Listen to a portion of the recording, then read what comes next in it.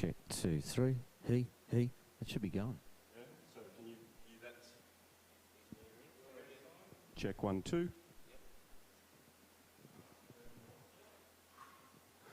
Check 1. Check 1, 2.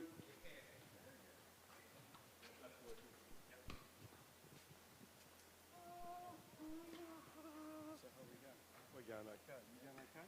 Yeah. You know what to do? Yeah, you just... I'll say something about this. How long are you going to find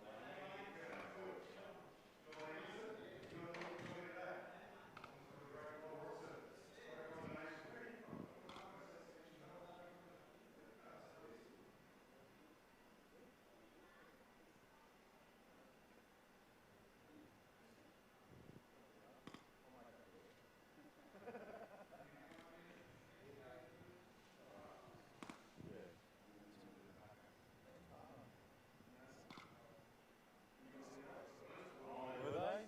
Oh, sorry. You don't know about it, all right? Problems connecting to the network, it seems like my loss.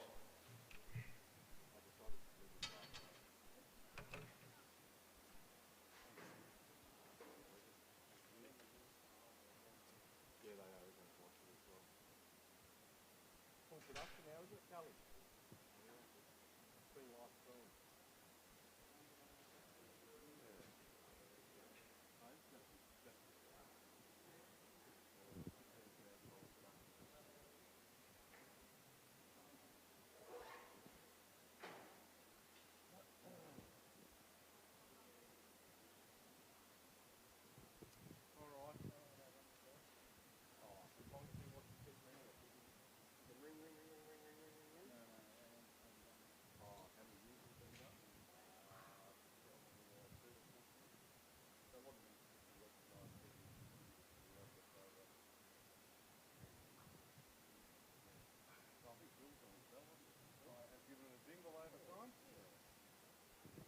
I do. Cool, mate. How are you? Actually, I tell you what, he might actually come and talk to you today. About what he's up to also. Yeah, he's in Melbourne.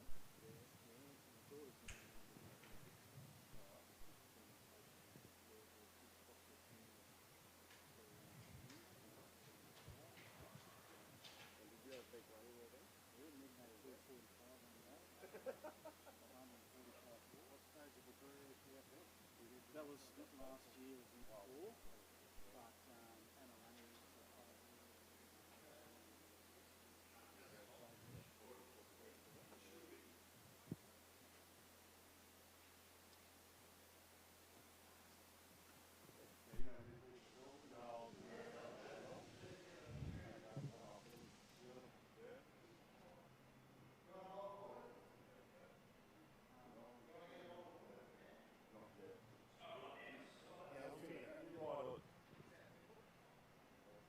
Yeah, where's your book?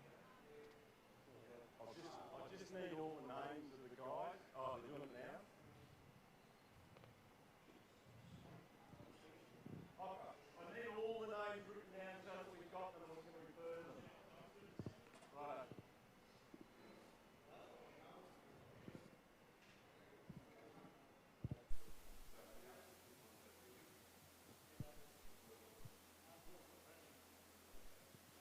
Is Sam really batting at 11? Can't bat? Righto.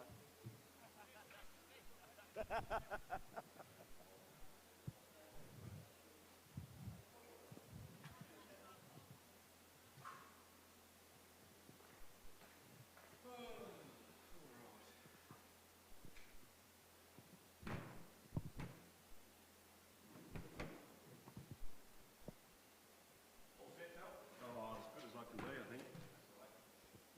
Just got a few little minor things we've got to set up. We're getting there.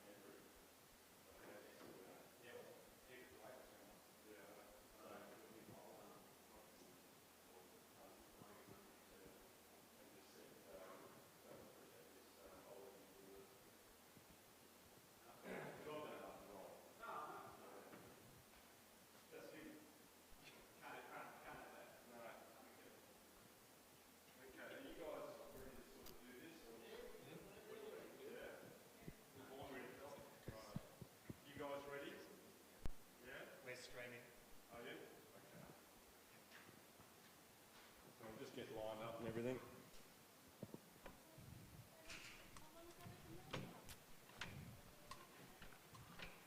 You guys ready?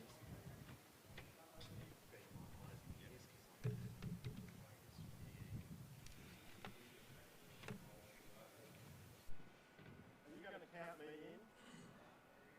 Ben? Are you going to count me in? Okay, so are you going to go to your camera? I'm on this one.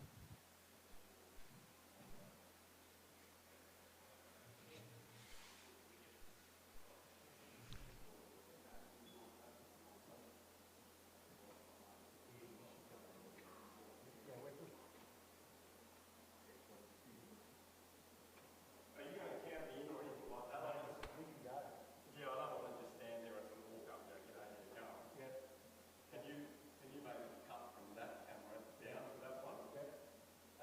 That would be better, wouldn't it? Like that. But I can't see you. Well, the second you walk out there... Can you talk to Ben? No. So the second you walk out there, I'm going to cut to the bell. Yep.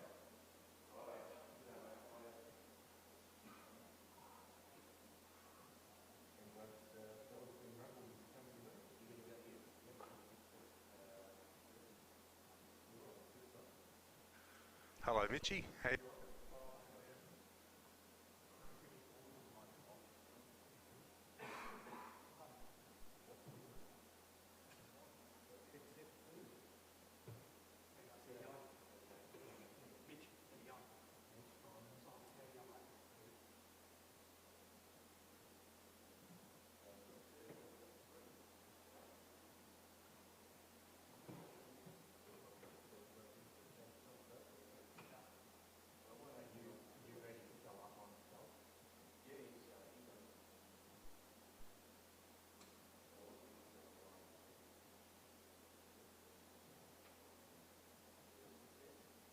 One, two, testing one. Check 1 2, check 1 2. Check 1 2. You got Mitch? I can't hear myself coming through. Check 1 2. I can hear myself there. Check 1 2, check 1 2. I can't hear Mitch. Good morning, ladies and gentlemen.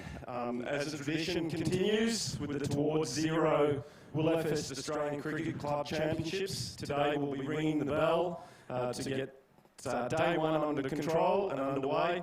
And today we're going to call on Matt Kirarua, who's representing the Danger Islanders. Matt has been involved with Willowfest for about 11 years now, and it's a great honour to call on Matt to ring the bell.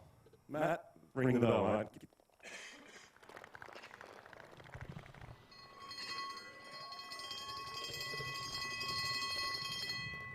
Well done, Matt. In a true Danger Islander spirit. Thank you very much. Now I'll hand over to the Danger Islanders. They're going to do something special for you.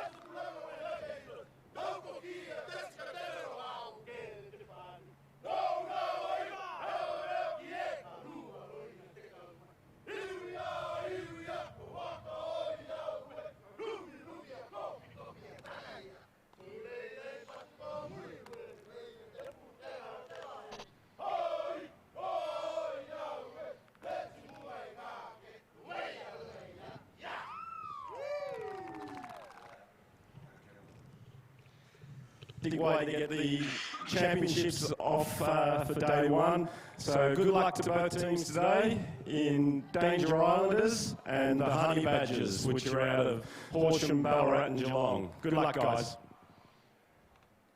And so it is indeed. Welcome to the 2019 TAC Towards Zero Willowfest Championships, coming to you from the Mildura Senior College. Bill Saw with you, and alongside me, Mitch Rod. And Mitch, that little bit of a haka there, some of your best dance floor moves on display. Yeah, I've been taking control of the boys for the last 3 months or so, and I think I've taught them very, very nicely. But no, well done from the boys there to bring in the new Willowfest season for 2019, of course, brought to you by TAC Towards Zero. We are at the MRCC Men's Club Championships clash today between the Danger Islanders, which are, as you can see, a group of boys from the Polynesian Islands and the South Seas there as well, and also they are members of the Nichols Point Cricket Club, a local outfit, Mitch. Yeah, so certainly we've seen a lot of these guys perform before, and they are very powerful athletes with bat and with ball, and they can make some magic happen out there on the pitch. And then, of course, they're up against the Honey Badgers, who are a combination of players from, I think, around Geelong, Horsham and Ballarat, if I'm not mistaken. Well, I can tell you right now who the Honey Badgers are, in fact, because I did, unusually for me, a little bit of research. And we've got players from the Wendouree Cricket Club, from Mount Clear, both those clubs in Ballarat, from the Jung Tigers in Horsham. Jung, J-U-N-G, I kid you not. A few from Ocean Grove, down around the Bellarine Peninsula there.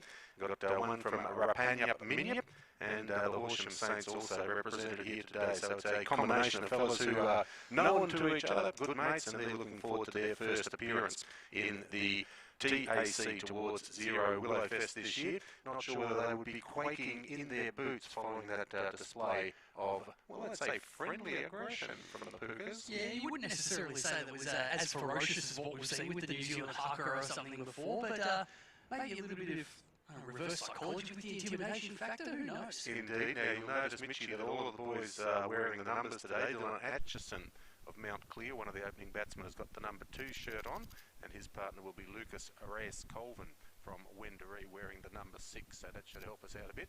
Atcho looks like a sizable unit as he makes his way out into the sunshine, because we saw the Danger Islanders win the toss and elect to bowl, assuming that the weather might get a little warm as the day goes on. I think it might, because it's already starting to warm up out there at the moment here in sunny Mildura. Well, sunny's probably an understatement really over the past few weeks. It is, I think, scheduled to get up to around 38 degrees or something like that today. I think 42. 42 is the now. latest I've heard. Well, let's decide to jump up a few extra degrees, which is always nice. It is indeed. You know, some of the nicknames going around there are right when you've got Big Bill, number 23, sitting in front of us for the Honey Badgers.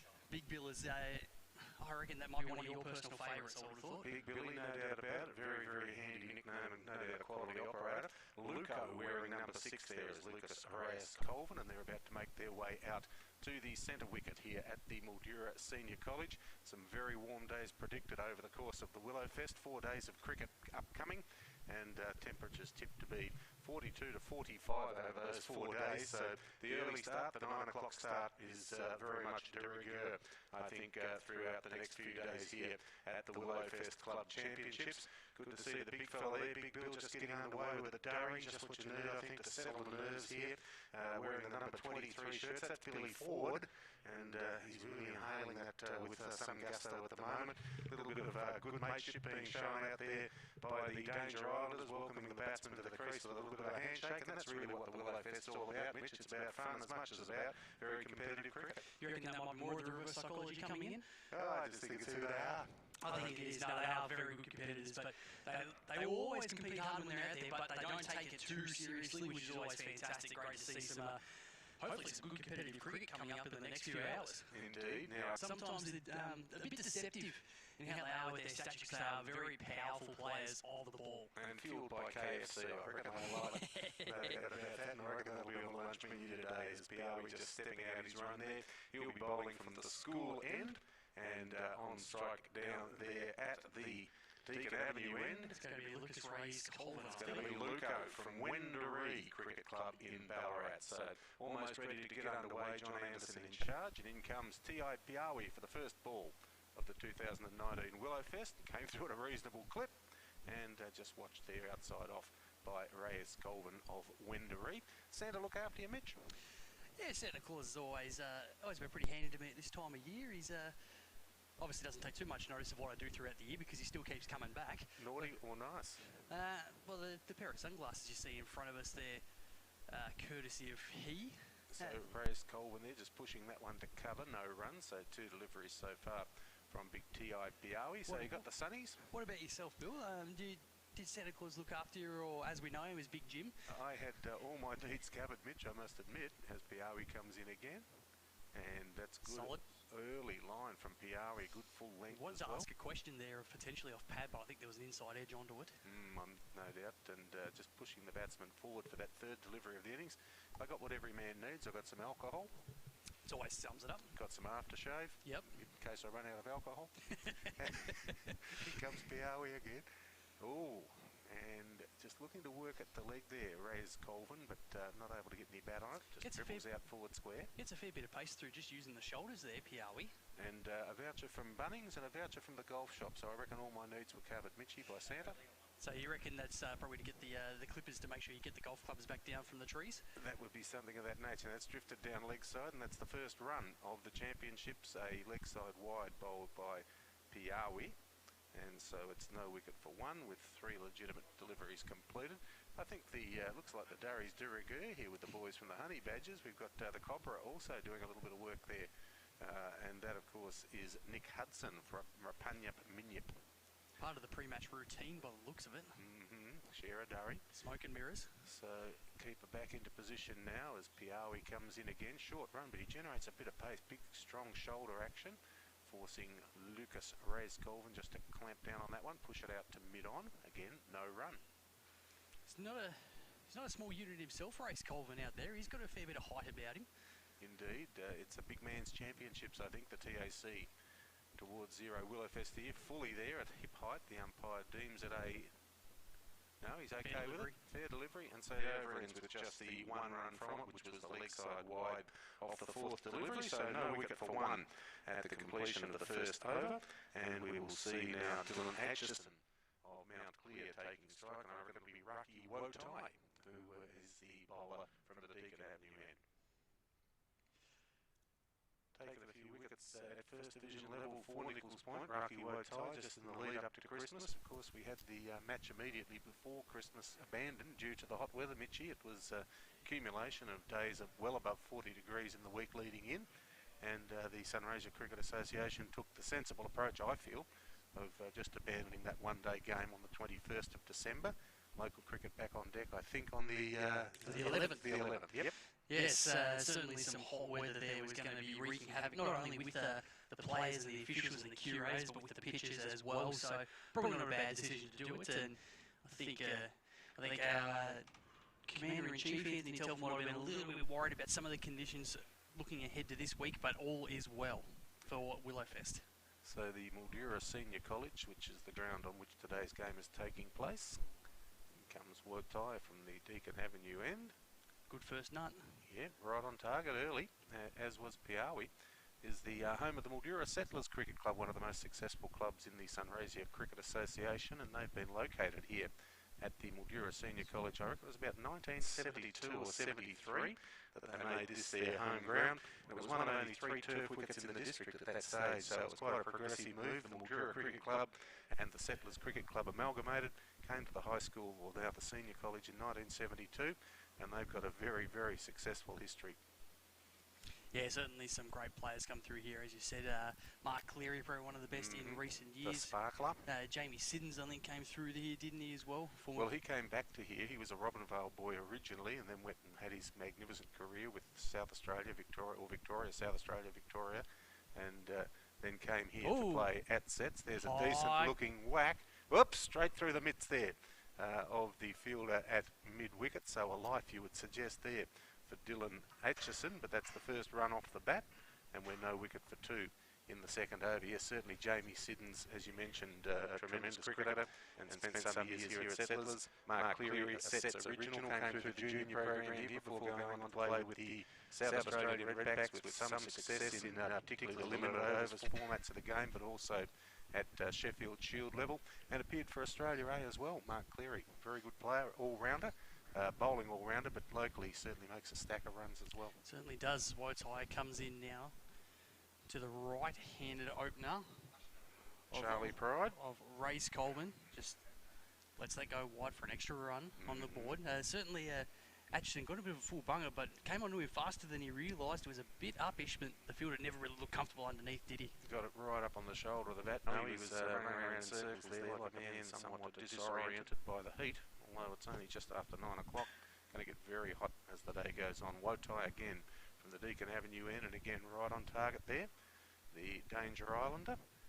And the bowling pretty tidy early on as the Honey Badgers in their debut here at the Willow Fest. No wicket for 3 in the second over. Aitchison on 1 and a couple of wides to tally so far. So Wotai to come in again towards the end of the second over. And that might have been wide down the leg side. It is an extra run on the board.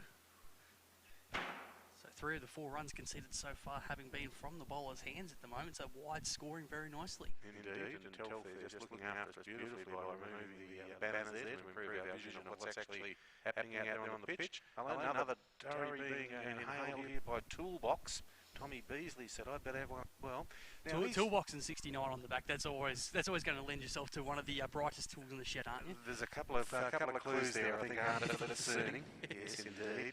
He's made a pretty useful sort of a selection of his number there. There's no doubt about that.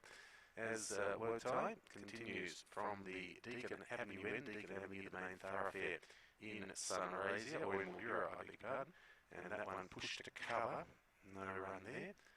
And very nicely handled by number 7, who did in fact manage to splash one in that over. So no wicket for 4 now for the Badgers, with Dylan Atchison on 1 and 3 sundries at the completion of the second over. Have a look at the big pig Robinson there. He's doing his bit as always. What an operator. President of the Settlers Cricket Club. True all-rounder, isn't he? Set up the scoreboard.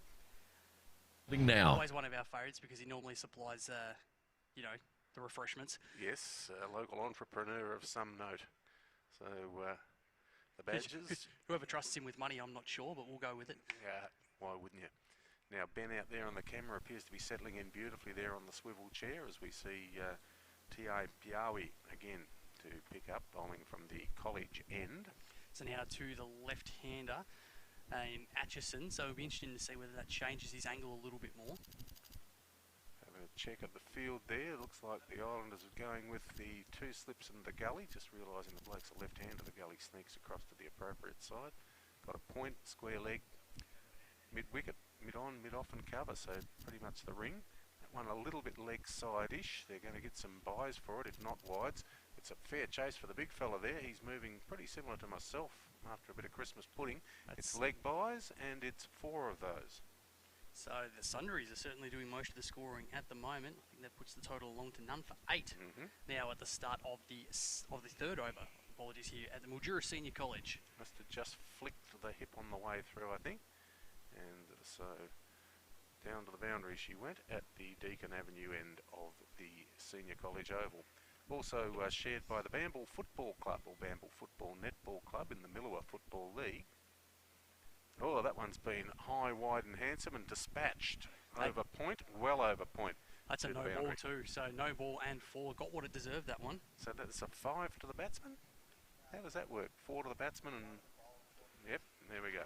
So Atchison now up to 5, and we are racking up the sundries. It's up now to 8 sundries in a total of 13 in the third over. Things moving along fairly rapidly in this over. He certainly cleared the fielder at point by a decent margin there, Mitchie. Yeah, he certainly did it over the point fielder.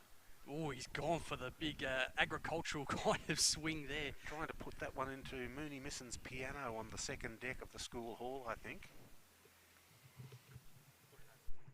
Not a whole lot of contact as the big swing came from Dylan Aitchison. I think he reckons he's got the eye in now. Piawi just needs to get control of that length again. It's a little short, top edge hook shot, and that'll race away down to the boundary there. Under the cherry picker for another boundary for Aitchison. That's his second of the over, plus the 4 leg buys, being an expensive one from Piawi, and a total now along to 17 in the third over. Yeah, Atchison just getting it over the top of fine leg there, and just got it nicely. And as we said, Piawi's got a bit of pace coming through from the shoulders, but he's just got to make sure he's getting it accurate.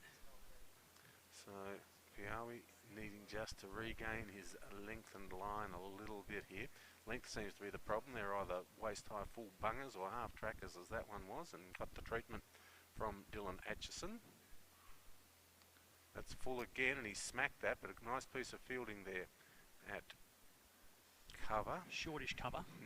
Little Short- waddle at the stumps. But Shortish cover also sums up, I think, my board shorts attire over the summer, I think. Well, one needs to be a little careful when the snorkel's dangling near the knee there, Mitch, as you know. No, I don't. Oh, was there a nick on that? And where did it go? By the looks of the field as it was, I reckon it might have been a French cut because they went through fine leg.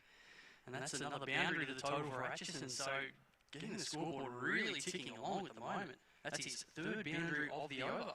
And we are up to 21 without loss. 3 boundaries this over for Atchison. The pull shot probably the most convincing of them, I would think, although he did smack that fully early over point with a fair bit of authority as well. Not so much in that shot. No, it definitely looked like there was a chance that I reckon the keeper couldn't do much about it down leg side, but in the end, another 4 to his name. As Piawi comes back in, Better. decides to go solid in defence to end the third over. And the Honey Badgers are none for 21, so now going at 7 and over. Got a chip on your shoulder over the crack on your screen? Take it to the lab. Easy Fix. We service and repair PC and Mac computers, tablets and mobile phones of all shapes and sizes. And our lab tech can answer any question. Tech Lab Mildura. Robson and his fellow umpire John Anderson. What do you think that might have amounted to, Mitchie? What would the umps be concerned about at this stage? I don't think it would be the highest ATAR score going around.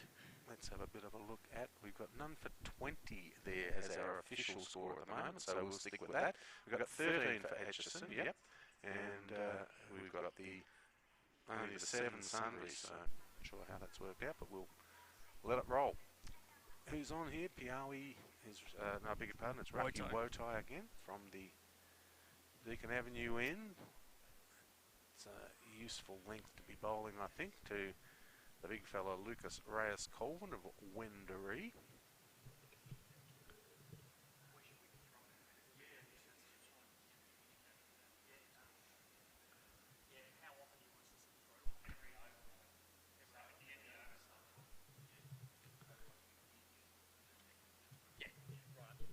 So another good delivery there from Wotai, and Reyes Colvin just defensively prodding. Picked up there by the player coming through from the gully, return to the bowler.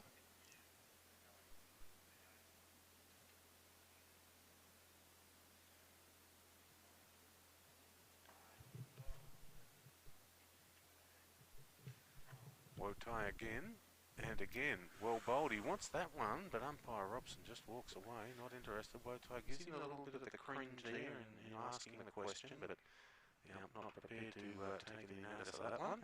The appeal of the defence court judge, I think, but yeah, nothing to do there. I think it might have been a little bit higher on that front knee roll.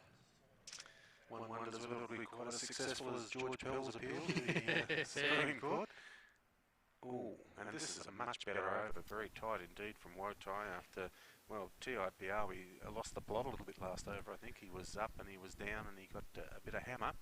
Wotai been very tidy through the opening 4 deliveries of this over and has yet to concede a run, and conceded, I think, just a couple of wides and a single off his first over. So pretty tidy Wotai.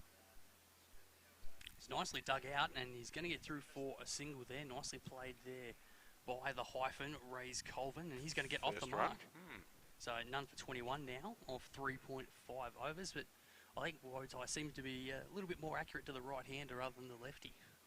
Just having a little bit of a look there at Toolbox's work as he takes a seat under the marquee.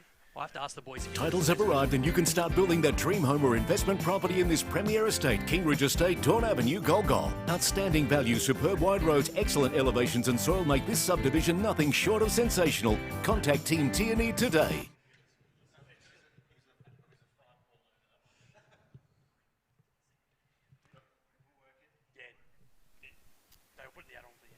That's fine.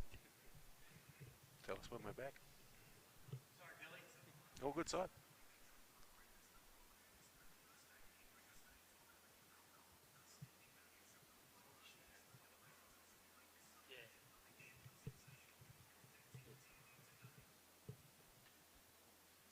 So none for 21 now at the completion of the 4th over. This the innings of the Honey Badgers, a Horsham, Ballarat, Geelong composite squad with players from Wendouree, Mount Clear, the Jung Tigers, Ocean Grove, Rapunyup, Minyup, Horsham Saints. It's an interesting mix in their first Willow Fest, as it's going to be T.I. Piawi to resume, and that one's high up on the bat and going nowhere. Decided to drop his sword there at the non-striker's end. That would have been a bit interesting if they'd have gone for the quick single. And backing up there, Dylan Aitchison, Scurry's back. No run there. Some great work next to us from Brock Hamilton from the Horsham Saints, just putting away on the scorecard. Good operator, I believe. He seems like the most level-headed of all the boys out there so far. Well, some of the heads out there, Pretty ordinary. yeah. I don't know that that's a big claim. That's a fairly low bar, I would suggest, amongst this troop. Well, they've got us. They've got us around the camera, so I don't think they're going to be doing too badly. No, I don't think that physical attractiveness is a necessary quality. I've No. told myself that for many years as Piawi moves in again. Peel for a WW turned down before, and now Little turn round the corner, shot at the stumps, and a single for Lucas Raz Colvin. Takes our total, I reckon, to 22 without loss in the 5th over. so the point is this year, Bill, they've obviously only recently come back into the first division competition in Sunraysia, but this year they seem to be going a lot better than what they were before, some handy inclusions into their side. Got a little bit more depth, I think, this year, and a couple of these Islander boys also now starting to play up where their ability suggests they should be playing. Rucky Wotai's a regular now in their first 11, and certainly they've got the very well-travelled Indian international Kaushik Afale back for about his 5th season, I think, at the club, and he's a bit of a run machine. And yeah, I think with a couple of boys in from the Mildura East Cricket Club as well, Brad Thomas in as skipper and having a great year at the top of the order for Nichols Point, and Sean Matthews, although I think Shawnee's done himself a mischief with a knee injury just leading into Christmas, but they've strengthened and they're sitting in 4th spot and quite competitive. Yeah, certainly are at the moment. There's a wide ball there from Piawi. Turns again. Nicely played through covers, but well fielded. A nice direct hit. Picking the stumps. I think it was a little bit ambitious with that appeal there. Don't think we're going upstairs on that one, but nevertheless, keep yourself in the game, a little bit of ping. And our total at the moment is 22 without loss in the 5th over. Our boy in front of us, Benny Fitzpatrick, is he the third umpire, or is that what they're going to do if they refer to it? Well, it's a very good question. Ben looks pretty much engrossed in the whole affair at the moment, as Piawi will come back in to bowl to the left-hander Dylan Aitchison, and he goes for the tonk and slaps it out high over cover. Won't make it. You reckon they'll run a 3 of these blokes? We got the authority to go away from Rockhampton next door to us. I did have Don't another think there's on. too many drop and runs in there with these boys, are there, Brock? Okay. Not a lot of acceleration between them by the sounds. That's the end of the 4th over.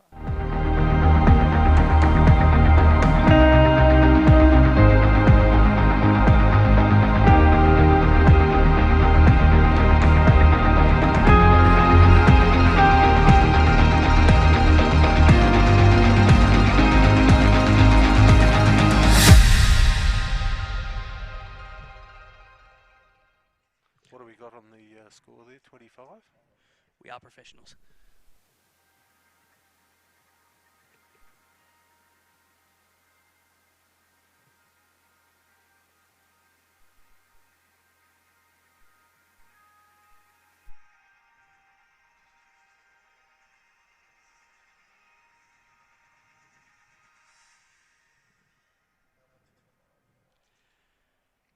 So we're into the 6th over here of the Honey Badgers innings at Mildura Senior College in the Men's Championship, the Mildura Rural City Council Men's Championship grade. We've got Dylan Aitchison on 15, Lucas Raz Colvin on 2, and a total of 10 sundries at the moment. That's Nice. nicely played. That's the shot of the morning, I reckon, the square drive there from Raz Colvin, and that's gone the full journey. So well played indeed there by the right-hander, just picking the ball up outside off stump, little bit of width, and he's got all of that nicely behind point for 4.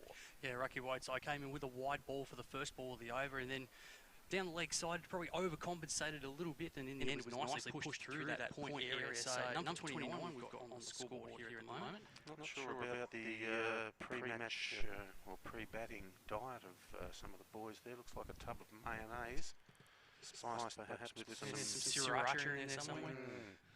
A little bit of dogwood ewer as well, I'd suggest. And our current total is ripped up to 29. So in the 6th over of the morning here so far. So TPOE has had 3 from the school end. Nicely bowled right up in the hole, and just clamming down on that one, Lucas Reyes-Colvin. Atchison looks like the man who's really keen to get on with the job, and Reyes-Colvin just playing that supporting role at the moment, although he squared right for 4 earlier in this over. Was I think Mitch a thing of beauty? It was just nicely timed. It wasn't a huge amount of footwork, but placed it nicely from that middle of the bat. And it's a solid forward defence to follow up with. Wotai, just in the right channel there at the moment, and certainly the tighter of the 2 opening bowlers for the Danger Islanders. Piawi of the 29 or so runs scored so far has conceded over 20 of those, and by the other token, Raki Wotai been very tight as he moves towards the end of his 3rd over of the day.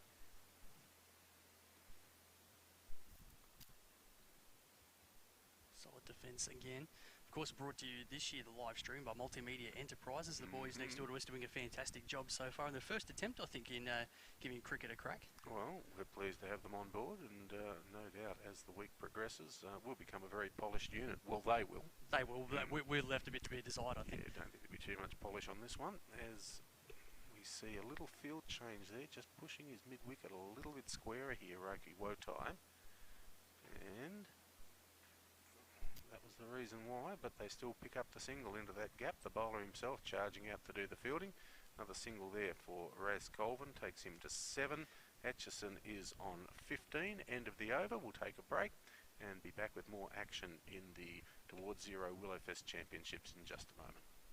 When you think of water tanks, think global. Global roto-molding, that is, with a wide range of great value water tanks for home, farm or industrial use. Whatever the need, Global Roto-Molding has a tank to suit. For your new tank, contact Global Roto-Molding now.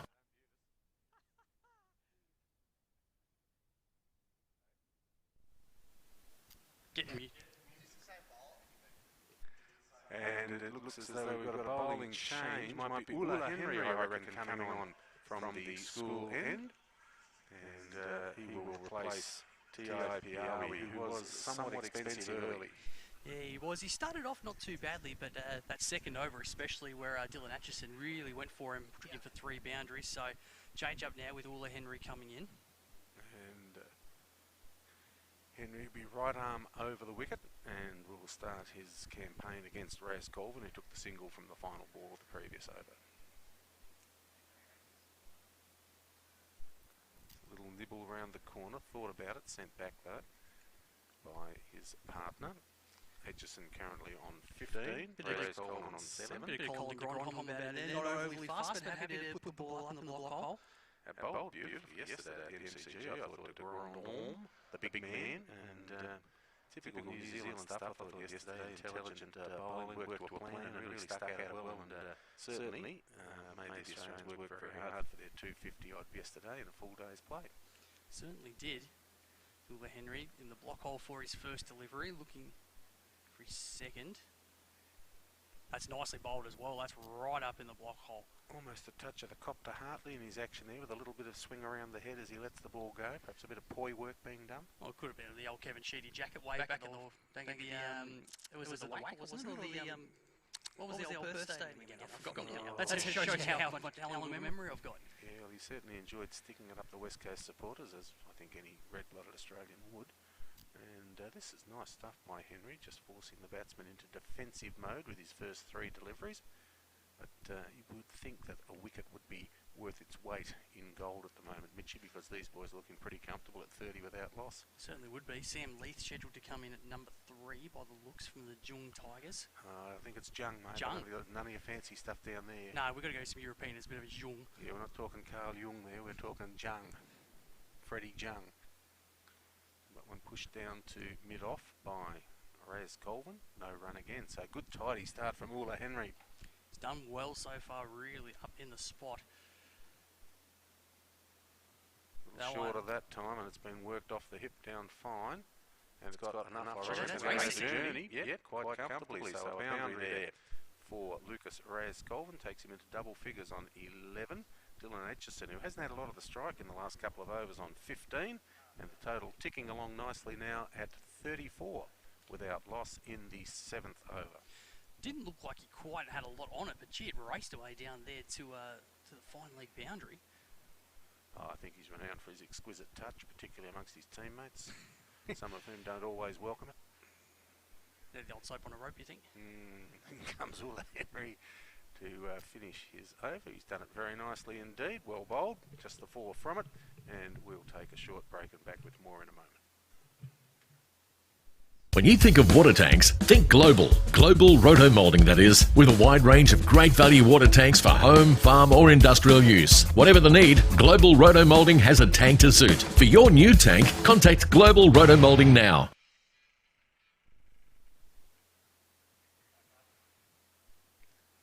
And Wotai will continue from the Deakin Avenue end. He's been pretty tidy so far as Lucky Wotai. Ulla Henry also very good opening over. Just that one little short one on the hip, which was dispatched to the fine leg boundary by Lucas Reyes Colvin.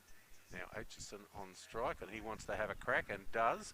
Ball knocked down there though at mid-off, so restricting it to just the single for the big man. He's going along quite nicely on 16 at the moment.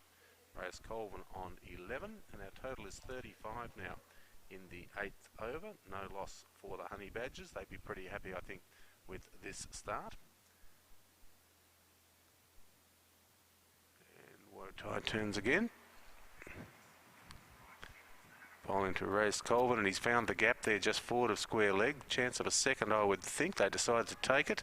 They're men built for speed, and they get there quite comfortably as the throw comes back to the bowler's end. So 2 there for Reyes Colvin, just working it nicely into the gap there, forward of square leg.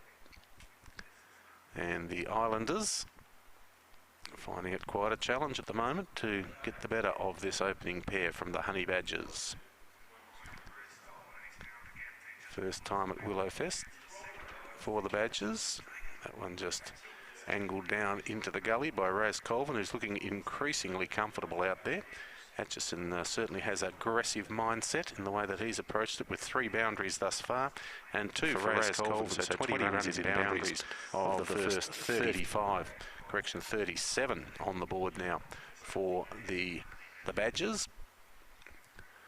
Wotai. That's a little short and a little wide, and it's just been carved over the point region there, and down to the boundary it goes. A 3rd boundary for Reyes Colvin, who has now overtaken his teammate in Dylan Aitchison. Aitchison has 16, and we've got 17 now for Reyes Colvin of Wendouree, and just going along quite nicely. Shorter ball, doesn't seem to be having much impact at the moment. They've all been pretty handily dispatched, and it looks as though both Reyes Colvin and Aitchison are very comfortable with anything short of a length and willing to give it the full treatment. Wotai again. That's a much better length, I reckon, to be bowling. Good line as well. And a dot ball there for Wotai, who's approaching the end of his 4th over. We're in the 8th over of the day.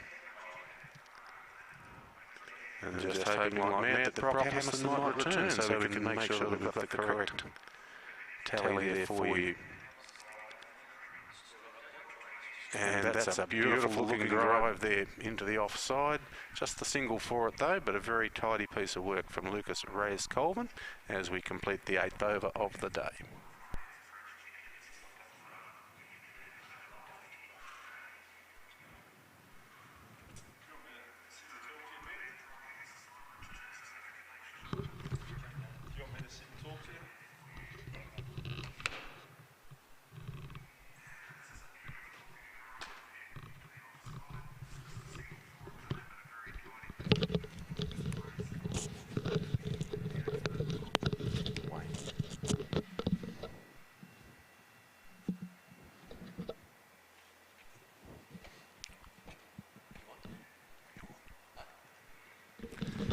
I assume we're back on at the moment, and I'll welcome to the microphone as Ula Henry starts his second over, Anthony Telfer, who is the El Supremo of the Willowfest Championships. Telf, nice to have you with us. Yeah, good morning, Bill. Great to be here and great to get Willowfest underway again for our 42nd year. Obviously going to be a pretty warm week, so you've taken the precaution of going the early starts. Yeah, definitely. We want to look after the well-being of our players, so yeah, definitely starting early today at 9, and for the rest of the week it'll be 8:30. The Danger Islanders out here, they're boys that have a fair bit of joy in their cricket. Yeah, they sure do, and it was great to see Matty Kurua ring the bell today, and obviously the boys celebrated with the haka at the end of that presentation and ringing of the bell. Speaking of Matt, he's been a real key man in getting our local Islander population involved in cricket through the Nichols Point Cricket Club, and a very good community leader as well. Yeah, for sure. I actually go back a little bit further than when they were playing for Nichols Point, because they played at the local Sets Cricket Club for 3 or 4 years, and then obviously went out to the Nichols Point Cricket Club and have been a very active part of that community for a good 10 years. And very strong in the women's cricket as well, the Islanders. They've got a couple of teams in the local women's competition. Yeah, quite successful. Yeah, they are very successful, and there's always a good game when you're playing the ladies, the Nichols Point ladies team. They seem to enjoy the game. They're competitive, but they certainly are very sportsmanlike as well. Oh, they definitely are. It's always a pleasure, but always a very hard-fought game when we play against them with our local Sets ladies team as well. Telf, you've had a really busy year in organising cricket carnivals. We had the Veterans Championships here in Sunraysia not so long back, towards I think the end of September, early October. Yeah, it was. It was a first up inaugural Veterans competition, and we had an over 50s competition, over 60s and over 70s, and it was run the week before the AFL Grand Final in September, and we had. Sorry, Telf, we better take a break. Back with more in a moment.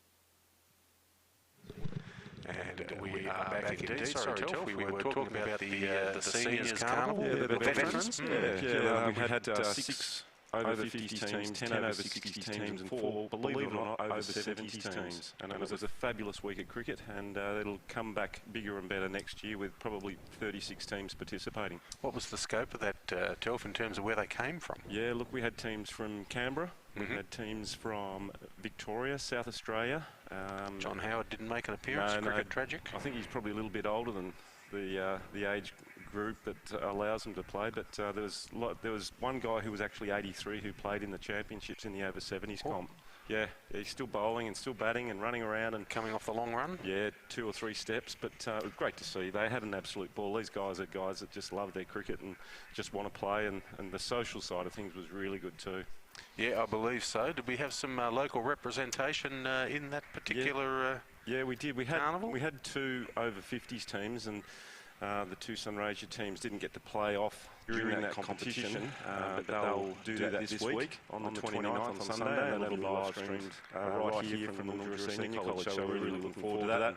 And then the bragging rights will start once we work out which is #1 team out of the 2. And former Australian Test captain Graham Yallop was among the participants. Yeah, he played for Endeavour Hills in the over 60s competition. Still hit him all right too, I reckon, the lefty. He did, yeah. Look, he did admit that his eyes are gone and his knees are gone and everything else is gone, but he's still out there having a crack, so it's a wonderful opportunity to have just normal cricketers mixing it with Test cricketers. Well, Dylan Atchison certainly getting stuck in at the moment with a boundary and then a single off this over so far, and he's looking to chase down Lucas Reyes-Colvin, who's moved 22, and I've got Atchison on 21, so they're running along beautifully here into the 10th over, but the run rate now up around 5-6 over and doing it very nicely. The Honey Badgers, great to have them here for the first time. Yeah, it is. They've actually come up with other teams previously, but this year is their first year that they've put in a team officially, and a team of younger guys from the Horsham, Ballarat and Geelong Cricket Association. So it's good just that we're spreading the word and getting teams from out of town coming in and playing on some of the finest turf wickets in Victoria, not Australia. Surprised to see Sam Maroon putting himself at number 11 for the first day. Yeah, I did have a little dig at him because he's the guy that organised this team, the Honey Badgers, and I did ask, I said, batting at 11, Sam, so you can't bat? And he went, nope, can't bat. Okay, well, he knows his strengths, as that one's just worked backward there of point, and the fielder there restricting it to a single. And we've got 53 on the board with Reyes-Colvin on 22, Atchison on 21. Lovely work there from Brock Hammerson, who's keeping us updated with the live scoring at the moment. So 53 in the 10th. And doing it nicely without losing a wicket so far. The Badgers, we've got our lefty on strike, which is Dylan Atchison. Probably a setup. Bit of a false stroke there, but it'll net a single down to shortish backward square. So the run rate ticking along quite nicely. You mentioned that, Anthony, quite a few of the Honey Badgers boys have been up with other combinations over the years. The Willow Fest got a long history right back to the early 1970s, and it's been up and down in terms of participation over that time. A reasonably truncated competition this year? Yeah, it is. And you did mention that we've had a very busy year. We've been focusing on developing lots of new areas with Willowfest. One of them was our Willowfest Junior Academy, and we had 21 local kids, boys and girls, join the academy. And that was an 8-week program which was coached by Andrew Farley, Tommy Vagula and Tark Williamson. So they're 3 very experienced cricket coaches. So the junior side of it was great. Was that a mixed combination? Yeah, it was under 18s right through to about 12-year-old kids, and we had 21 young kids involved. Boys and girls? Boys and girls, great. Yeah. So it was fabulous to see, and some of those cricketers already, reaping the rewards and showing benefits in their game throughout the first part of the season. So we're really excited about that. And then obviously we run the veterans competition with 20 teams here, and that was organised within 1 month, and we had great support from the Veterans Cricket Australia and Veterans Cricket Victoria, and also South Australian Veterans competition. So that was a fantastic addition to the Willowfest brand. And then obviously this year, with only 11 teams in our competition for our traditional Willowfest, we're actually happy that we've got 11 because we're coming up for air and having a bit of a breather. I can understand that, and certainly your focus was on getting those new initiatives up and running, and obviously that was pretty successful. Now, an attempted ping at the stumps there results in an overthrow, I reckon, and so still byes called there, in fact, yeah. So still no wicket has fallen, and we're in the mid-50s now in the 11th over of the day. Hula Henry of the Danger Islanders delivering this over from the school end. Delph, what are some of the highlights of the carnival this year? The Willowfest Wax always proved very popular. Tell us a bit about that. Yeah, look, we're on the 29th, which is a Sunday, and that will also be live streamed right here from the Mildura Senior College, and Tankard Dental have been great supporters of that. We'll have both the WAC and the Willowfest #1 Solar Express as well, which is a fast bowling competition for both the men's and the ladies.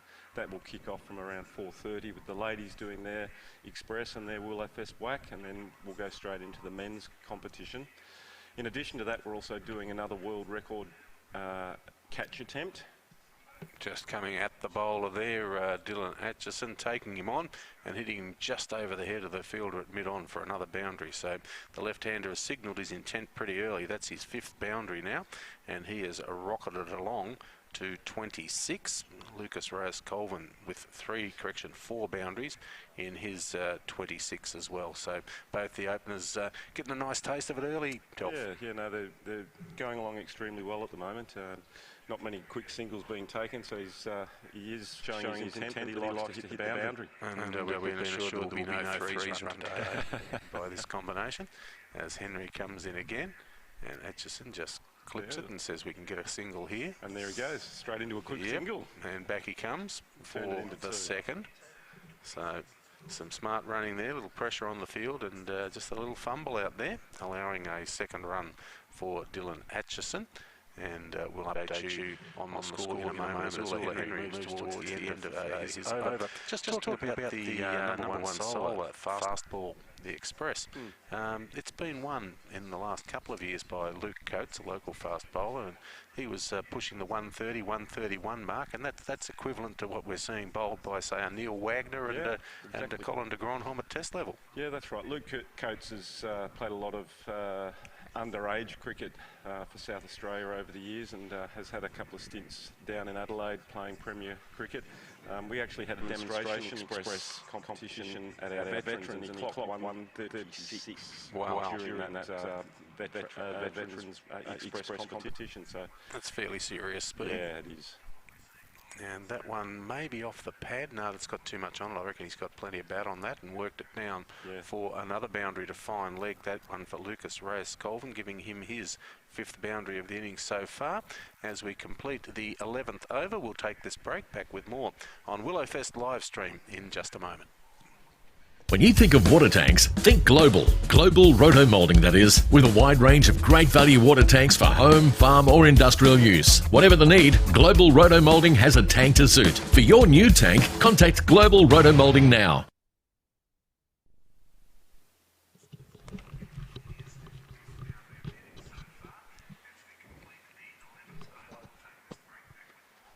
So no wicket for 67 off 11, going at 6 and over, or a touch beyond that.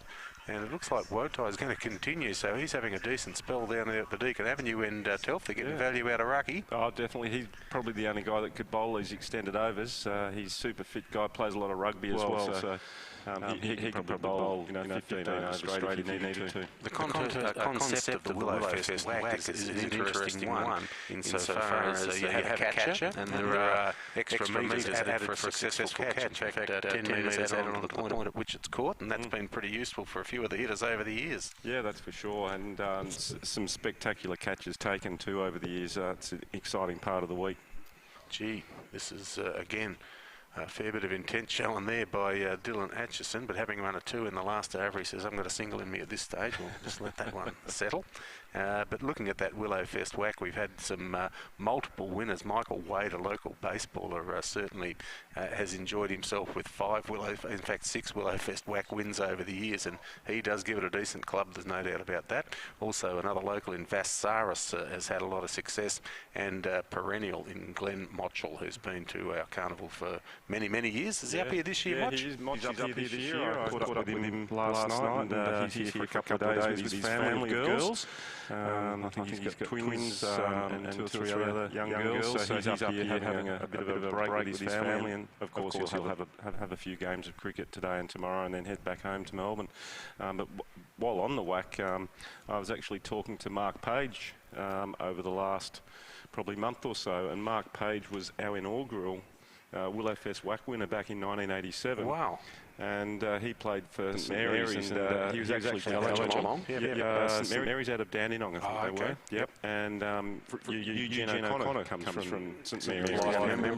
Exactly. So Mark was telling me that during that final of 87, where he hit 100 metres, he actually hit one out in the preliminaries at about 108 or 9 metres, and the catch was dropped. But good to catch up with people from back in the 80s. Yes, indeed. And just looking at the winning whack so far in terms of distance there, we got 110.8 for Michael Wade in 2012, which included the 10-metre bonus catch, and 112 again by Michael Wade in 2000 with 10 metres on for the bonus catch. Luke Smith, 109.8. There's been some decent whacking over the years. Yeah, that's for sure. It's like I said, it is a highlight of the week, and we like to showcase, obviously, the whackers, as I call them, of the carnival. And I know this year that Okai Wotai, who's out there as a previous winner, he's playing for the Danger Islands today.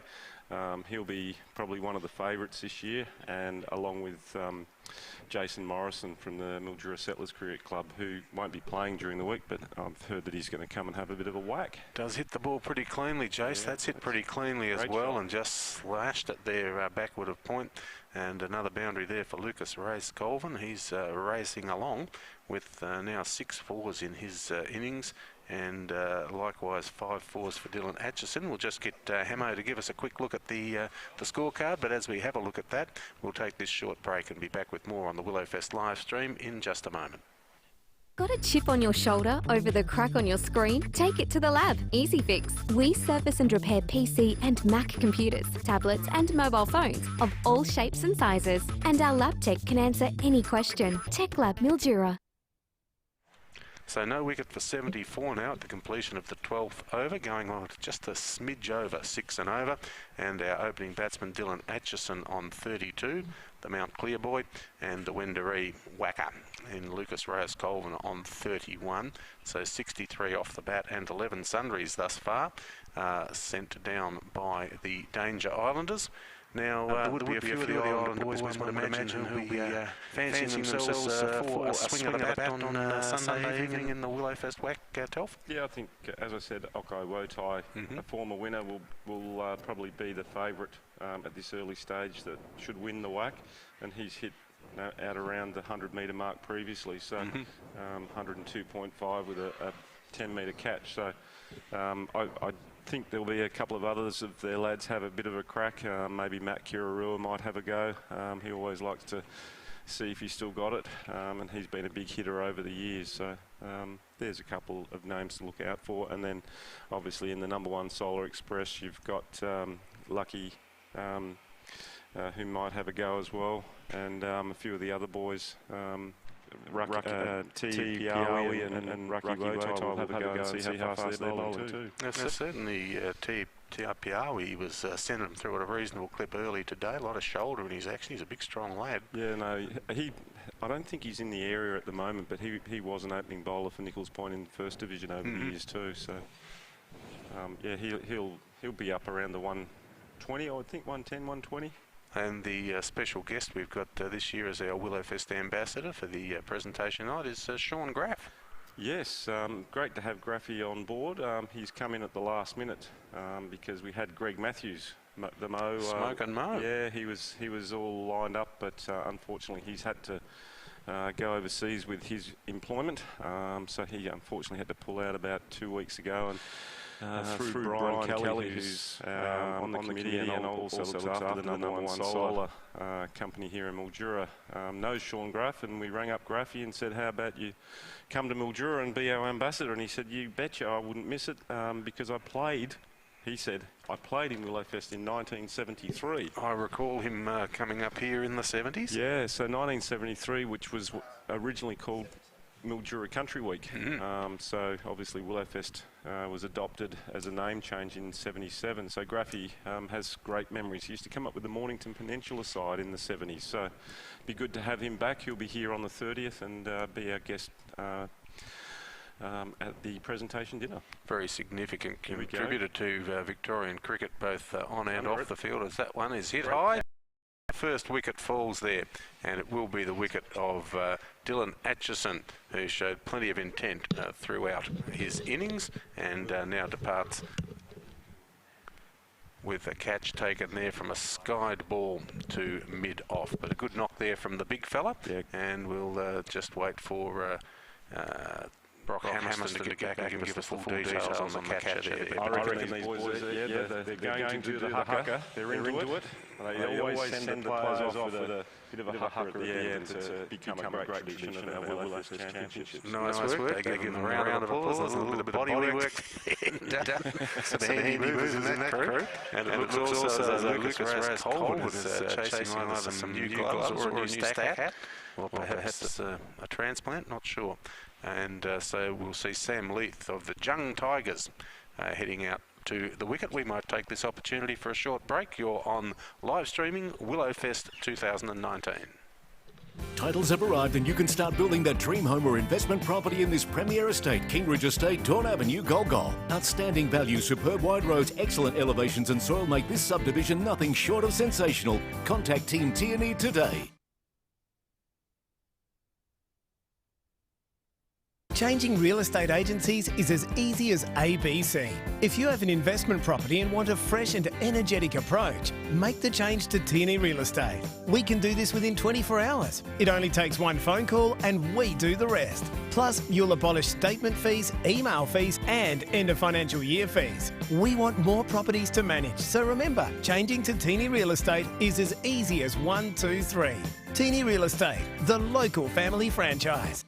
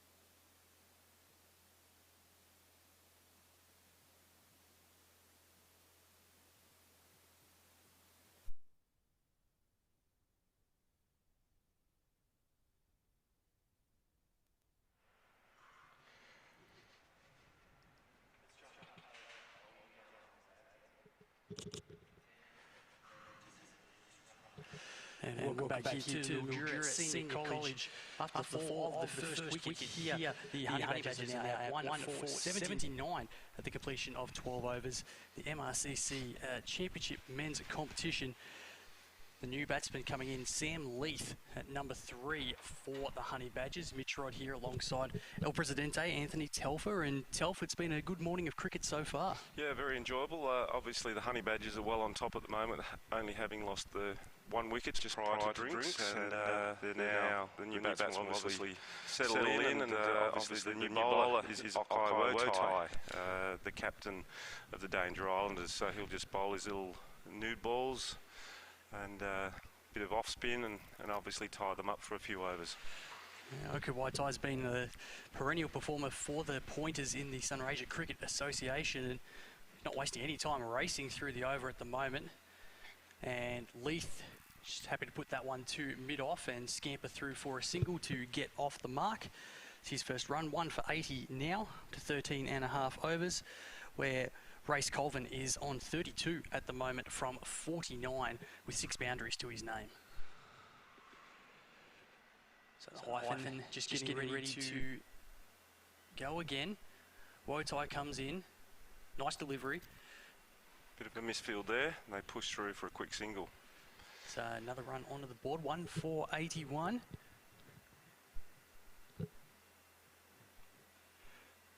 So how's everything gone in the lead up to this year's Willowfest, Telf? Obviously, it's been, you were talking with Bill before how busy it's been this year, but the Willowfest proper is back around now. It must be a bit of a relief this time of year for everything to get up and going. Yeah, it is. Mitch, look, we had a few issues about a week out from the competition with water restrictions put in place by Lower Murray Water, and a lot of the grounds were not allowed to be watered because of the blue-green algae that currently exists in the Murray River.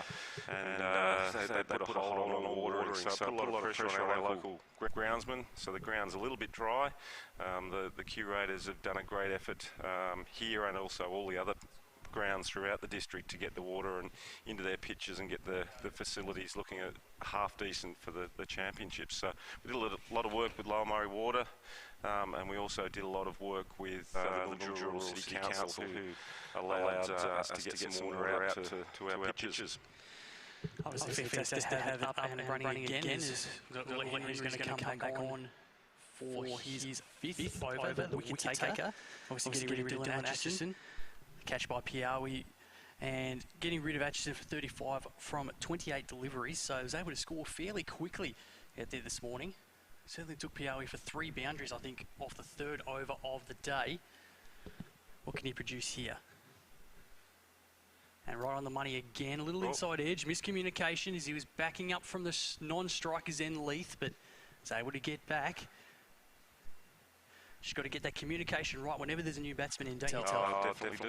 And obviously the new batsmen come in and realise a lot of things have been missed in that first partnership, so they're looking to obviously rotate the strike a lot more now. Solid defence there from Lucas Race-Colvin, who's looked very solid at the top of the order so far. Sam Leith coming in at number 3 from the Jung Tigers down Horsham Way, and I guess it's probably a little bit warmer conditions than probably what he's used to Horsham Way, Tel. Oh, definitely. They're going to be in for a long week, these lads, but I'm sure they're up to the challenge. I think most of them would have packed long sleeves, not expecting what's going on. What a great catch. That's well taken. They had that short mid-wicket in, just evaded him before, but well bowled Ula Henry in the end. Lucas Race-Colvin has absolutely picked him out perfectly. Well taken, and he is on his way now. Race-Colvin. Here we go with the celebration send-off. Aren't they fantastic, the Danger Islanders? They certainly are. Race-Colvin and 33 off 52 deliveries we've got down. And we will take a break now with the score for the Honey Badgers at 2 for 81.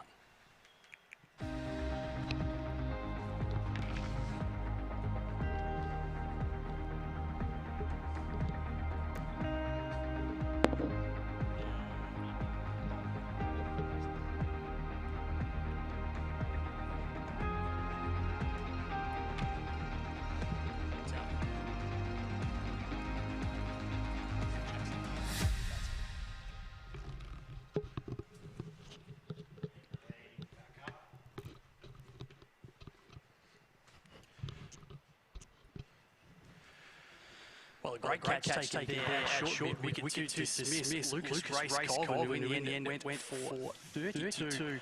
Still in the 15th over here at the moment as the new batsman Jackson Kent from Ocean Grove Cricket Club comes to the crease to face Ula Henry, who's taken the 2 scalps so far. And gee, they wanted to catch down the leg side with a little bit of a flick, but in the end... Must have just flicked the pad there, Yeah, Mitch. must have, because there was no wide given. What a take, though, by the keeper, one-handed down low. Wow. It's nicely done. Very impressive. Turns to a great take. We'll try and find out who the fielder is at short mid-wicket, but gee, that was quick reflexes, wasn't it? He didn't have to move too far, straight into the Dukes. Yeah, no, really good. So Henry back in again. Kent doesn't look like he's going to wait around too long.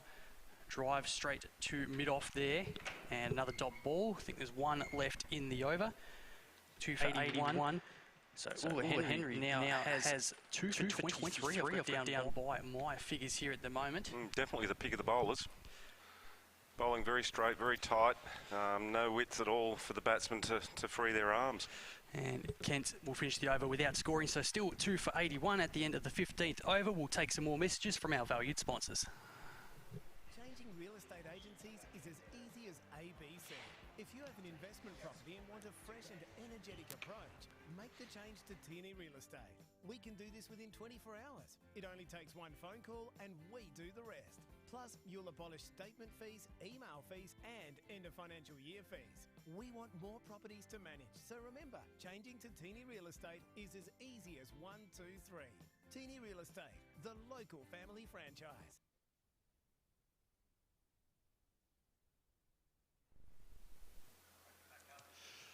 Back here at Mildura Senior College. And it's a quick delivery coming through there. The other end from Oakey Wotai and nearly taken well by the keeper. We're into the 16th over now. Honey Badgers 2 for 81 following the loss of the other opener, Lucas Race-Colvin, last over. Went out for 32. Leith, that's nicely hit, uses the feet. And quick single. As you said before, Telf, I reckon they can see there's probably a few 1s and 2s maybe available to get around the ground here if they're fast enough off the mark. Yeah, and I think that's will be their plan of attack with two new fresh batsmen at the crease. Isn't it funny how you lose one wicket very closely, you follow a second wicket. So these two new guys will obviously get established by just rotating the strike and then obviously set themselves up to go harder later on. Well, that was a full bunger from Wotai. In the end, it's well fielded. She did well from a wide bit off position to get around and keep it to just 1 run. The grounds are lightning fast too, so anything that penetrates the inner field normally goes to the boundary for 4, so he must have just mishit that one. Yeah, Jackson Kent now off the mark. That's his first run. Sam Leith at the other end is on 2 currently. Wotai. It's nicely bowled again, it's good areas. Just caught him off balance a little bit there, Sam Leith, the batsman. Some of the bowling figures so far. T. Piawi, none for 21 from 3 overs. Certainly his second was taken for a few. Rucky Wotai bowled 6 on the trot. This is another dot ball there from Oki Wotai. He had none for 35. Ula Henry, we've got down at the moment, I think, is now 2 for 23, but we'll have to double check that. Yeah, that's correct. And Oki Wotai, who's barely conceded a run, the end of his second over, I think now. Just bowling little darts, and that's the end of that over. Just 4 runs conceded from his 2 overs. So 2 for 82 after 16 are the Honey Badgers, and we'll take a quick message from our valued sponsors.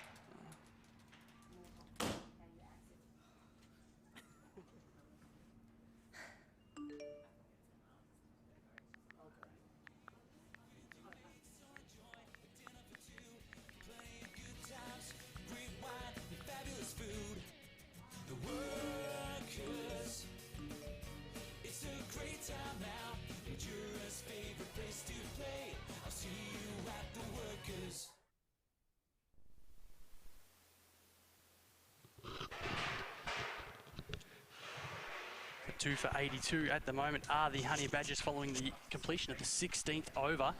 So Ula Henry has taken 2 wickets in his last 2 overs. He's now on 2 for 23 from 5 with a maiden in there, being the pick of the bowlers.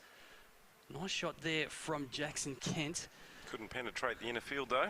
No, they've got a couple of fielders there. One more short cover, one slightly wider towards point. So I reckon Henry's going to really try and target outside off stump and encourage that drive at the moment. Was a little bit shorter, tried to down leg and called a wide by umpire John Anderson. Yeah, one of our visiting umpires who Bill said before we started play today, he's been visiting for Willowfest since 1982. Yeah, he's one of the legends in the umpires brigade, and there's quite a few of them. Joe Briganti and David D. Altera, who couldn't make it this year. Unfortunately, his brother passed away just before Christmas, but he's normally here, and a great shot squeezed down to third man. Should nearly go all the way, I would think. I reckon it's just slowed up a little bit. It's a long boundary out there. Yeah, it is. Jackson Kent played it nicely. Didn't really hit it too hard, just parried it down into the turf and will get 3 runs for his troubles, but a nice late cut there. Stacked offside field, but managed to find the gap nicely through the gully area. So on to 4 from 6 now is Kent with Sam Leith back on strike.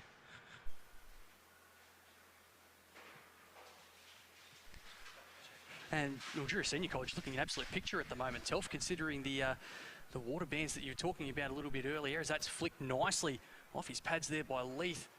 I don't think that's quite going to make it either, but they'll get back for an easy 2. Yeah, it's when you consider the temperatures we had between Christmas or just before Christmas, you know, there's 3 or 4 days there of up above 40 degrees, and one of the days was nearly 47 degrees. So the grounds, when you consider the heat, are looking not too bad, and the curators and the groundsmen were out mowing and preparing the pitches today and mowing the oval, so it's come up pretty good. Certainly has. There's another wide there as Henry just targeting that leg stump. So 2 for 90. We have on the board now, halfway through this 17th over. Henry, I think, just trying to almost get a replay of that Race Colvin dismissal, putting it nice and full, and get Leith to chip to that short mid-wicket fielder. That's nicely blocked out to the offside, so happy to have the fielders in close, which can always be a little bit dangerous, Telf, isn't it, when a batsman gets going? Oh, for sure. I'm actually happy keeping behind the stump rather than in front, because when they target that boundary and hit them they can break bones, and there you go. Oh, well, it almost worked, that plan. It didn't get much on it at all, Leith, but it's just gone over the reaching fingertips of the short mid-wicket fielder. Did he actually get off the ground? I think he just threw his hand up. It was nearly a Toyota what a feeling moment, but didn't quite get up. Well, I reckon if you ask him, he'll probably think Steve Hook trying to absolutely fly, but I don't think he got more than 2 centimetres off the ground. And a chance gone begging there is a single for Leith. Now Kent back on strike, trying to use his feet, appealing for LBW, but it was well down the crease. And in the end, still overthrow. Single. I think it was they an might over. get back for 2 here. Oh, look there, ball's nearly out to the boundary. They might get back for 3 here. And they're considering it, but they won't. So in the end, what should have been a dot ball is coming down as 2 leg byes with the overthrow. So at the end of the over now with the 2 leg byes, it is 2 for 93. And we'll take some messages from our sponsors in between overs. When you think of water tanks, think Global. Global Roto-Molding, that is, with a wide range of great value water tanks for home, farm or industrial use. Whatever the need, Global Roto-Molding has a tank to suit. For your new tank, contact Global Roto-Molding now.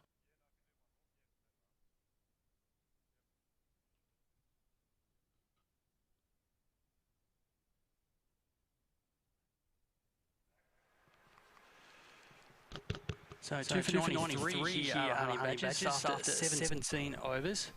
Lucky Waitai's been tight so far. And again there to Sam Leith, nice and full and really trying to utilise that short mid-wicket fielder. Hopefully he'll chip it up a bit like his opening batsman. Not wasting any time at all, coming through the short run up there, Waitai, and just into the pitch again.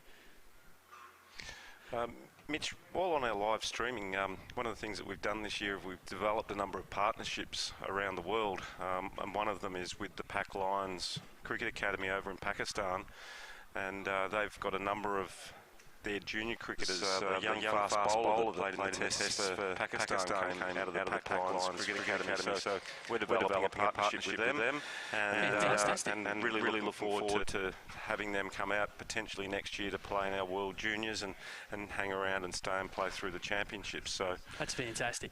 We're doing that, and we're also got a relationship with the Perfect Pitch, which is Jack Flynn, who came up here during September and worked with our local curators and taught them a few tricks of the trade, and his curator currently down at the Junction Oval. So we've got a relationship with him, and we're also looking to establish a number of relationships in India over the course of this week, and also into the UAE with the GM Cricket Academy. So exciting times ahead for expanding the Willowfest brand around the world.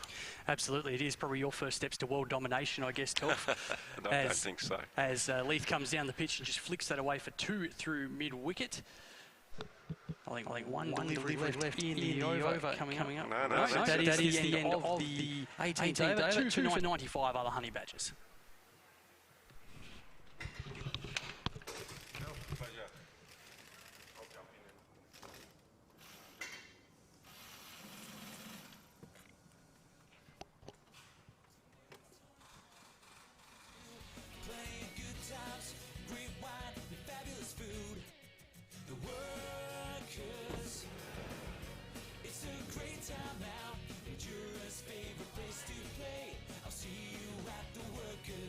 Swap your spots, hang on.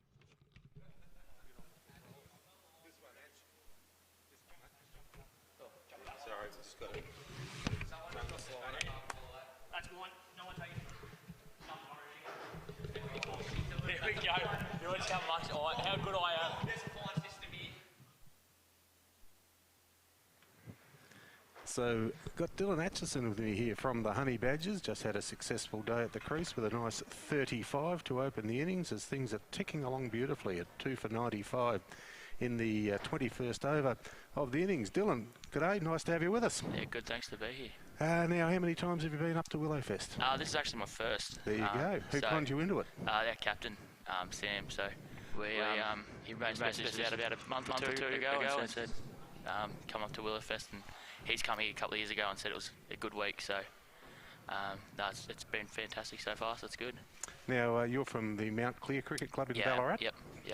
And that's turf wicket comp? Yeah, it's first and second grade play on turf there, and then the rest will play on hard wickets. How many teams have you got in the association down there? I reckon it varies between the first and second grades.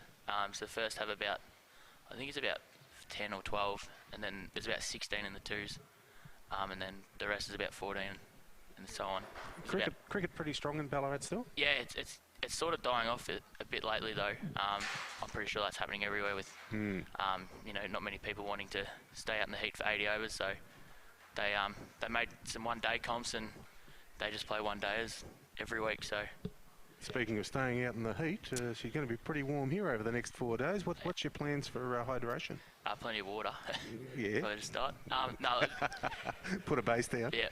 But we both have to play it, so sort of get in the mindset that they're going to be struggling just as much as you are. So sort of.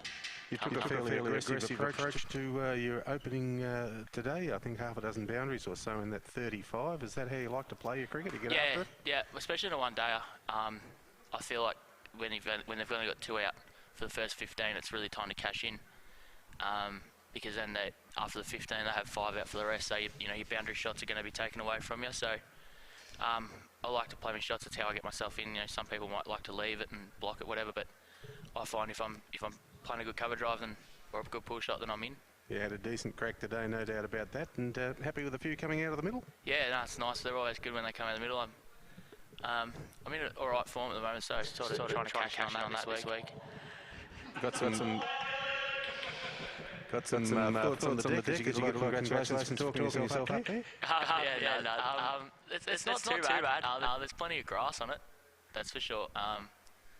Sort of a slower bowler is going to really hold up on the deck off a good length, so it's really tense ball bounce. But anywhere in your area, if you go hard, then it's not going to carry to the fielder and it's going to fly over it.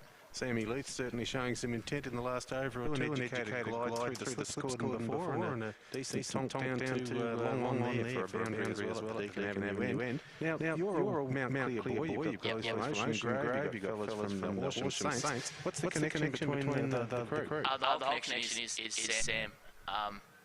He made a group and said, picked a team and thought we could really challenge it and probably try and win this whole thing. So I think definitely our strength will be our bowling. Definitely going to take 10, hopefully every wicket in each game. So who have you got the agate that we should be looking out for? Definitely our 2 openers.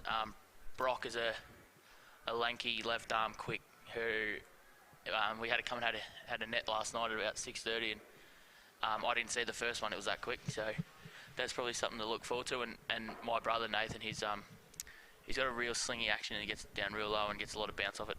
So must bat okay as well, batting at 6 days. Yeah, no, he's pretty good for a 17-year-old. I'll give him that. Just a young fella, so you blokes are obviously guiding him through the week as mentors. Yeah, definitely teaching the way. Yeah. Now, whereabouts are you parking? You together as a team? Yeah, we're just to that motel, not just Boulevard one. Yeah, that's the one. So that's great. Yeah, now giving them a really nice wrap there, the Boulevard Motel. So the boys decided to pretty much reinforce the walls and the ceilings there while you fellas are in town, or not? We rocked up and we all chucked the air conditioners on 18 and they all blew up. So you blew the guts out of the air conditioning. we had to suffer in some heat for a little while, but I don't know, it was really good and fixed them. So they're all on 22 all day, every day. So it'll be good when we get back home.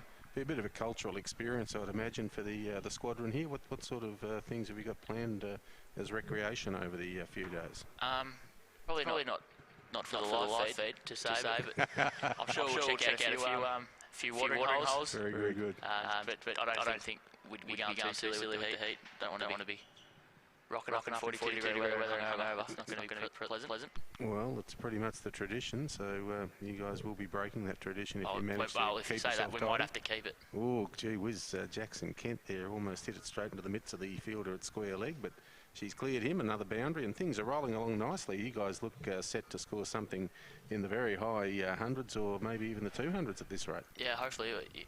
You always, in a one day, I find that batting first is always handy. So if you set anywhere above 200, I believe you should be able to defend it, especially when you've got 5 out for the last 35.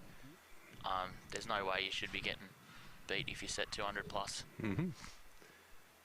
Now,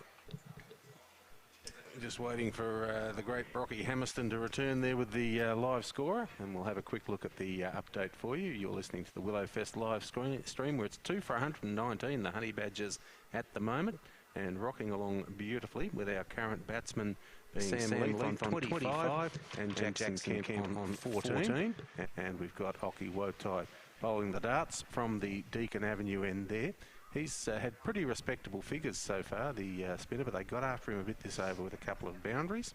And with that over now completed, we'll take these messages and be back with more on the live stream for the Willowfest 2019. That's the Towards Zero at TAC Willowfest 2019.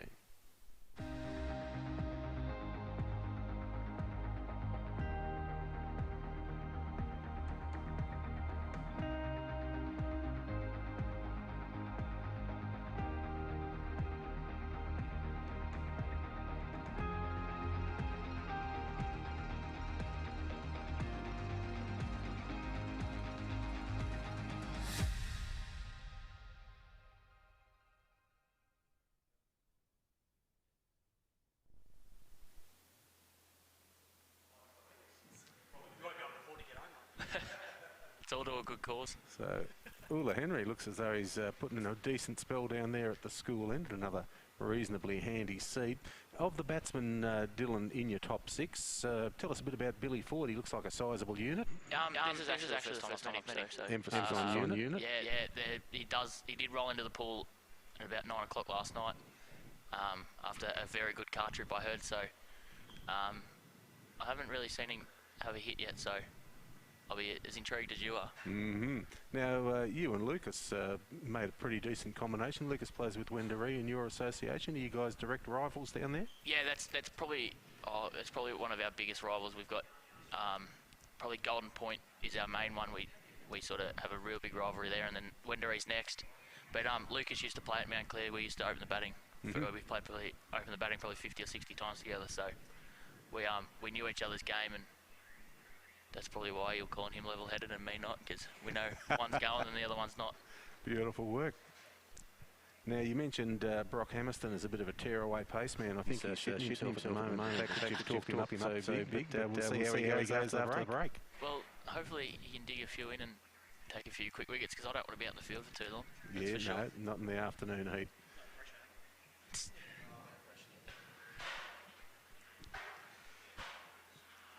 You a previous visitor to Sunraysia in any form at all, Dylan? Or is this your first time I've been up here to the river once, I reckon.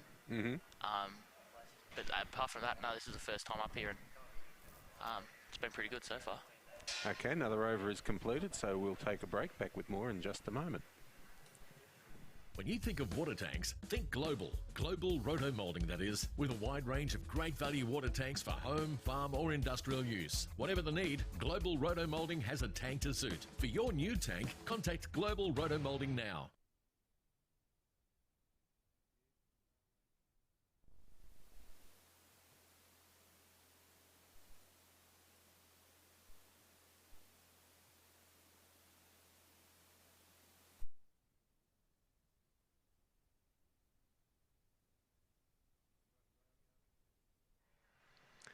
So just having a look at the bowling figures now, with a total of 2 for 121. Going along at a nice little clip at the moment, the Honey Badgers. And we've got Sam Leith on 26, Jackson Kent on 14. And the bowling figures, T.I. Piawi opened the bowling and bowled 3 overs for 21, no wickets. Raki Wotai put in a 6-over spell, none for 35. Ula Henry's the successful bowler with 2 for 39 off 8.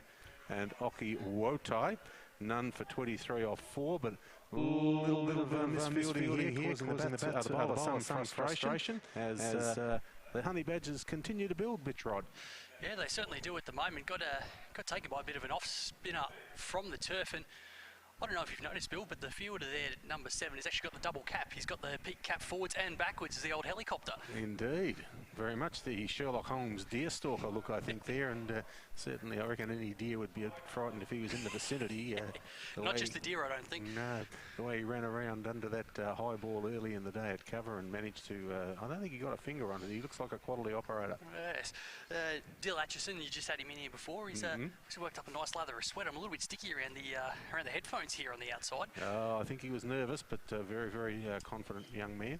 No ball bowled there, and been a few sundries, and we got the helicopter action, so it's the free hit. No ball coming up, and Jackson Kent will be on the receiving end of this one. Well, he has to go across body. He's going to the longer boundary here around the ground, so wonder what way he's going to go with it. I'll be heading very Orthodox Church, I'd imagine. He'd be fairly regular over there. I think there's a few extras sitting there ready to catch it deep. Well, he's had a hoik. French cut really through mid-wicket for a single. Picked himself up just the one there. I might just take the opportunity to have a look at the batsmen dismissed, if we may, and just give you their tallies so far. So the scorecard shows that our batsman out, first out was Dill Atchison for 35. And the score at that stage was 79. Second batsman out with the score at 81 was Lucas Reyes-Colvin, who made 33. Currently Sam Leith on 27 and Jackson Kent on 18. So all the batsmen getting a nice start and a welcome to Willowfest. Yeah, they certainly are at the moment. And I reckon you'd probably want to be potentially out in the field now, because it's going to be much hotter later on.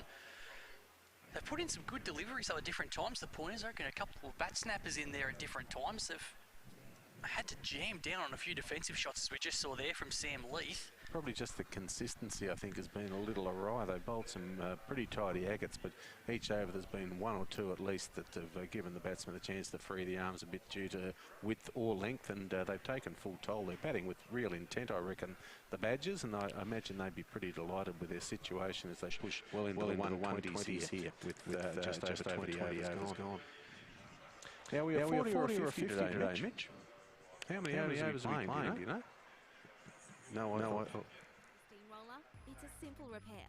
Just bring it into Tech Lab at our new location on Lime Avenue, Easy Fix. In our new store, you can find a whole stack more, including advice from our in-store professional electronic technicians. And we're Sunraysia's only stockist of J-Car bits and pieces. Tech Lab, Lime Avenue, Mildura.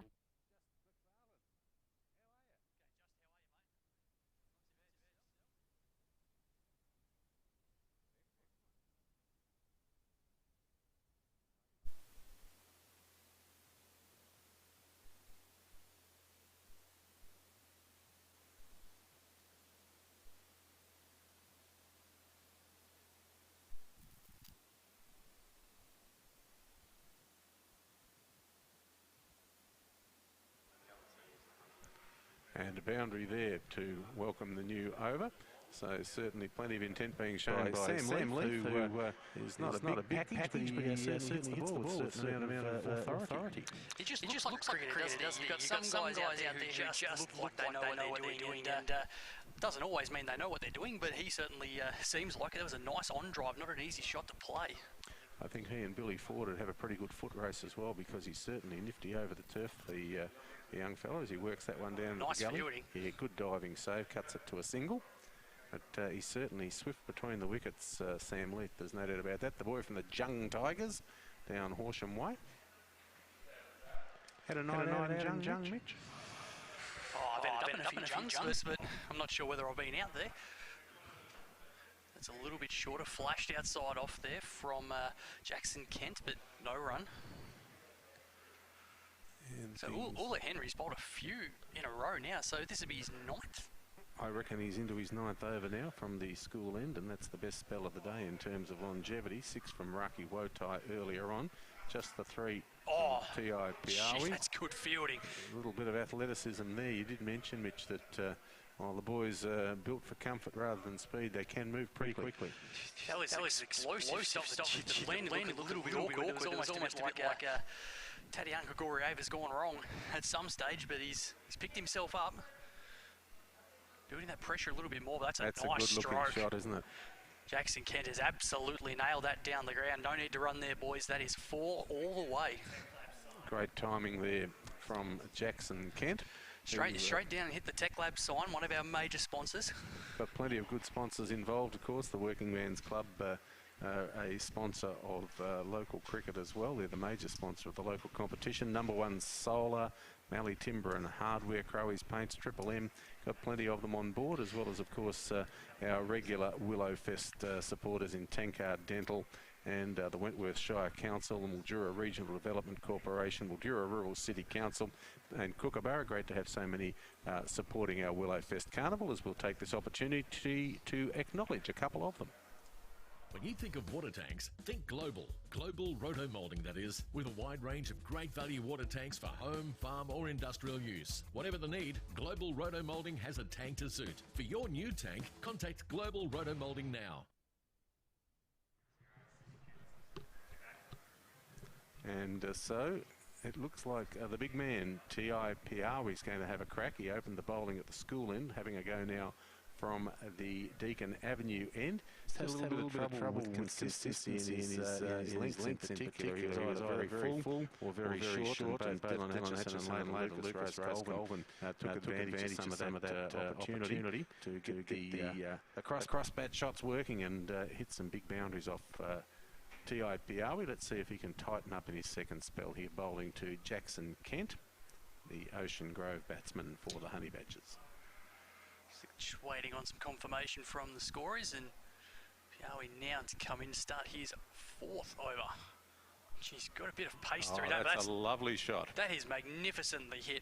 There's nothing better than a cover drive in terms of the elegance and the look of the game. And he's absolutely nailed that first one, Jackson Kent. I reckon he's picked up a couple of shots of the day in the last over and a half. The straight drive down the ground in the previous over, and a lovely cover drive. Just really moved into that beautifully, got the weight moving in the right direction and middled it. Nice to see the old broad rim hat going out again at the crease, Bill. So indeed it is. So let's have a look at where he's at. Jackson Kent now up to 27. His fourth boundary, that one, and probably the pick of the day, I reckon. Oh, he's done it again. But this time the fielder will limit it to just a single.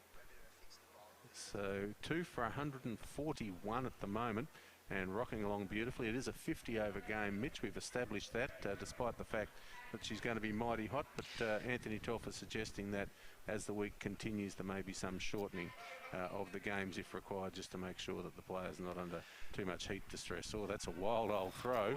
And she might go a long way towards the boundary over on the far side. Well, Sam Leith's just picked himself up 5 runs there, I think. Yeah, 4 overthrows there. So that is a pretty wild attempt there at the run out from, I reckon that was Raki Wotai who had a shot. Looks like Gleesy's going back to the strikers end, so maybe they didn't cross the single first off. Does it only count as 4? I'm not exactly sure how that works. Well, I'm pretty sure they've got the well past for the single, and then the 4. Well, maybe it's a 6, and they crossed twice. It's a bit hard to tell what's going on there. We'll wait for some confirmation on that. And just that insult to injury, that's a wide ball down the leg side, and I reckon that's just about ready to run all the way. So the Danger Islanders at the moment just losing control a little bit. Wide's called, and a couple of those as well. So the run rate continuing to build. They're certainly going to be setting themselves a fair old chase. I reckon we're not quite to the halfway mark. Not a great sign. Keeper's got to chase it to the boundary, is it? To the halfway mark of the Honey Badgers over at the moment. So still a fair bit of work to do. Certainly is. That's a bit better from Piawi. And just a single there from Leith as he swatted that away to mid-on. Yeah, certainly that run rate continuing on off Piawi's bowling as we're trying to get some confirmation from those overthrows as to what that counts as. No doubt. It will be forthcoming in the not-too-distant future. Of course, we've got the Women's Championship game here today as well, Mitch, over the back on the MSC Oval number 2. And that one featuring the Shiny Strikers and the Puka Girls. The other game in the Men's Championship today is at the John Hall at the old Aerodrome Oval Sports Complex. In fact, on the Oval number 1 there between Kangarilla and the Young Guns. And with the completion of that over, we'll take another message here from our sponsors. Changing real estate agencies is as easy as ABC. If you have an investment property and want a fresh and energetic approach, make the change to Tierney Real Estate.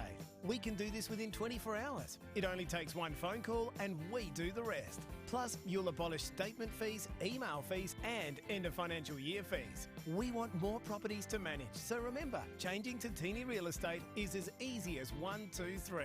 Tierney Real Estate, the local family franchise.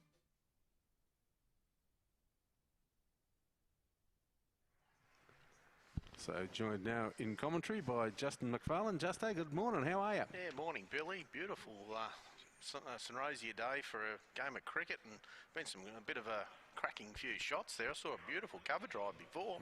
Jackson Kent's moving into his work very nicely at the moment, and the Honey Badgers look to be in a very strong position indeed, with only half their overs gone and 150 odd runs on the board. They're well set for a tally which will give the Danger Islanders a bit of a headache, I think, in the heat this afternoon. Yeah, nice ball there. They're going to get away for a single, just out to square leg. Great to see some traditional floppy hats being worn by batsmen too, Billy. Indeed, the Jackson Kent look very, very impressive. Now, Justy, I believe that you had a bit of a crack at the Veterans Carnival earlier in the year. Is that correct? Yeah, absolutely.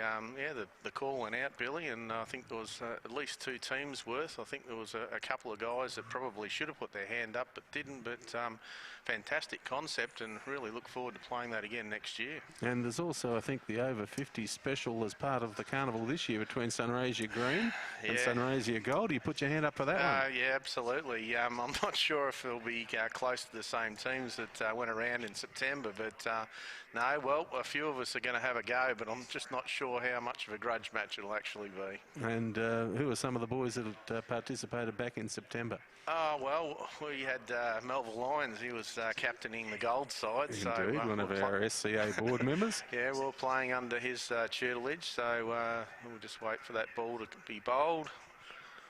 Nice fluent drive again from Jackson Kent. Well fielded though at mid-off, so just a single in that. But he certainly looks to be moving nicely into his work at the moment, Jackson Kent. A few other names that took part locally in that Veterans Carnival? Yeah, absolutely. Look, we had Painey. He was Brendan Payne, and he batted very well.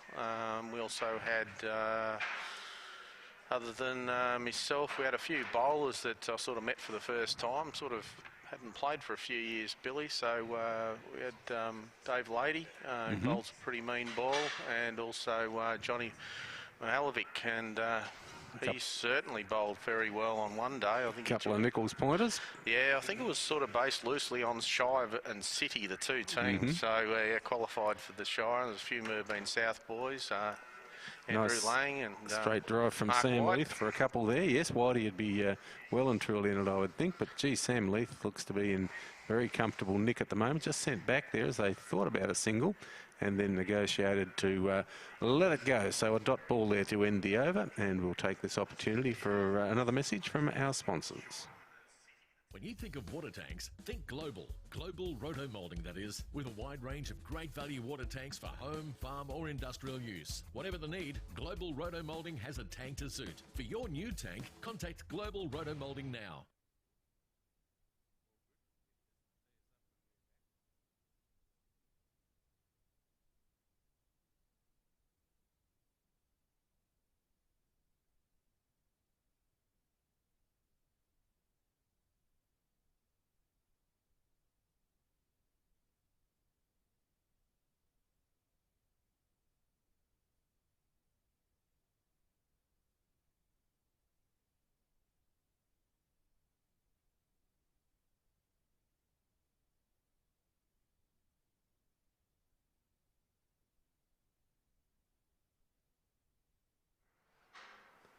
So 2 for 155 into the 26th over, so just passing the halfway mark with 300 looking a distinct possibility at this stage, you'd suggest, Justin? I would say so, especially on this ground. Billy, it's been turned out very nicely as well, and the hot weather certainly has made the outfield very quick. This is T.I.P.R.W. bowling. He was the opening bowler, and that one's got away down leg side. Might have been some bat on it perhaps, or maybe some pad. Fair Again, chase. the keeper having to do the hard work here. The big fellow at slip just deciding that might be somebody else's work there, and probably fairly wise, I'd reckon. Yep, no, very nice. little relay throw back to him, and he trotted out from first slip to grab it. Sam Leith on 37, Jackson Kent on 25. Our batsman out, Lucas Reyes-Colvin for 29, and Dylan Atchison for 35. Geez, he's taken LB out, Billy. He's batting about 2 metres down the pitch, and his stance just knocks that one to gully. Ball goes around the field back to the bowler. Just correct, that score for Dylan Atchison was 37 for the opener there, the first man out at 79. The opener's giving them a good start, and numbers 3 and 4 doing some nice work here as well. As again, Sam Leith just pushing forward to Piawi, no run in that one. But the boys from the Honey Badgers, they look like a likely crew of fellas, Justin. Yeah, I was just asking Telf before what their claim to fame was. He said they were a group of guys from Geelong and Horsham and Ballarat, and as guys do and as mates do, they put their hand up and they've come up here and taken on the locals. Apparently all strung together through the web spun by Sammy Rintoul, their skipper, batting at number 11 today. Another single picked up there. And we're looking as though Jackson Kent's just about got the gear off here. He's just showing the man rig off a little bit there. And our score now at 2 for 159. So, you've just dropped your phone and you're feeling pretty shattered. First step, calm down. It's probably not that bad, because unless the screen went under a steamroller, it's a simple repair. Just bring it into Tech Lab at our new location on Lime Avenue, Easy Fix. In our new store, you can find a whole stack more, including advice from our in-store professional electronic technicians. And we're Sunraysia's only stockist of Jacquard bits and pieces. Tech Lab, Lime Avenue, Mildura.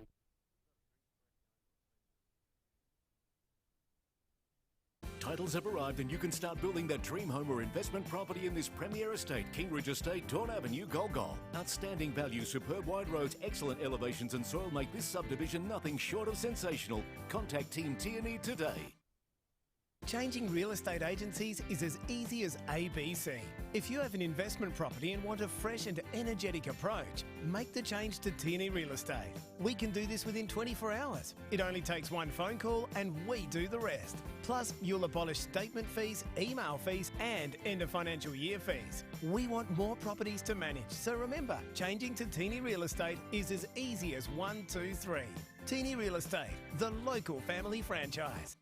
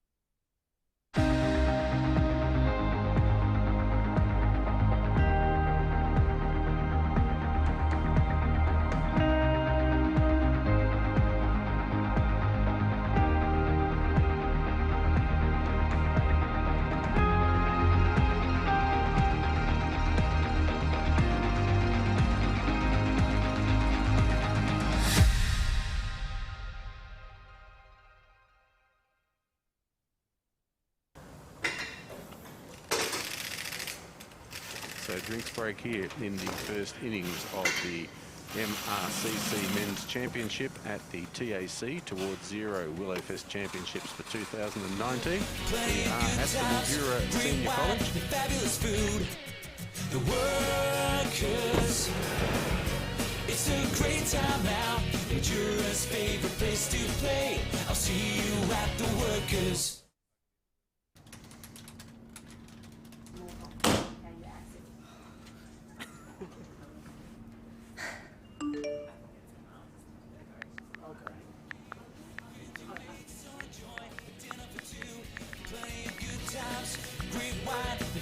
Food, the workers.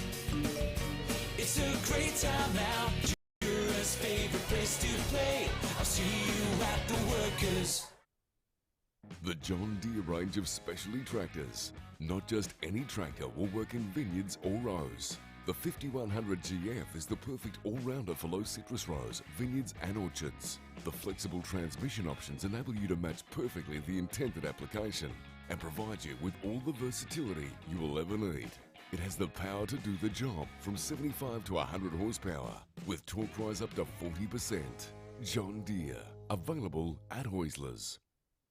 Save now at Hoysler's for a limited time. Own a John Deere compact tractor at 0% finance. Farming, construction, landscaping and maintenance is a breeze with commercial grade attachments like a digger, backhoe, front end loader, mower, sprayer and more. Finance yours today at Hoysler's.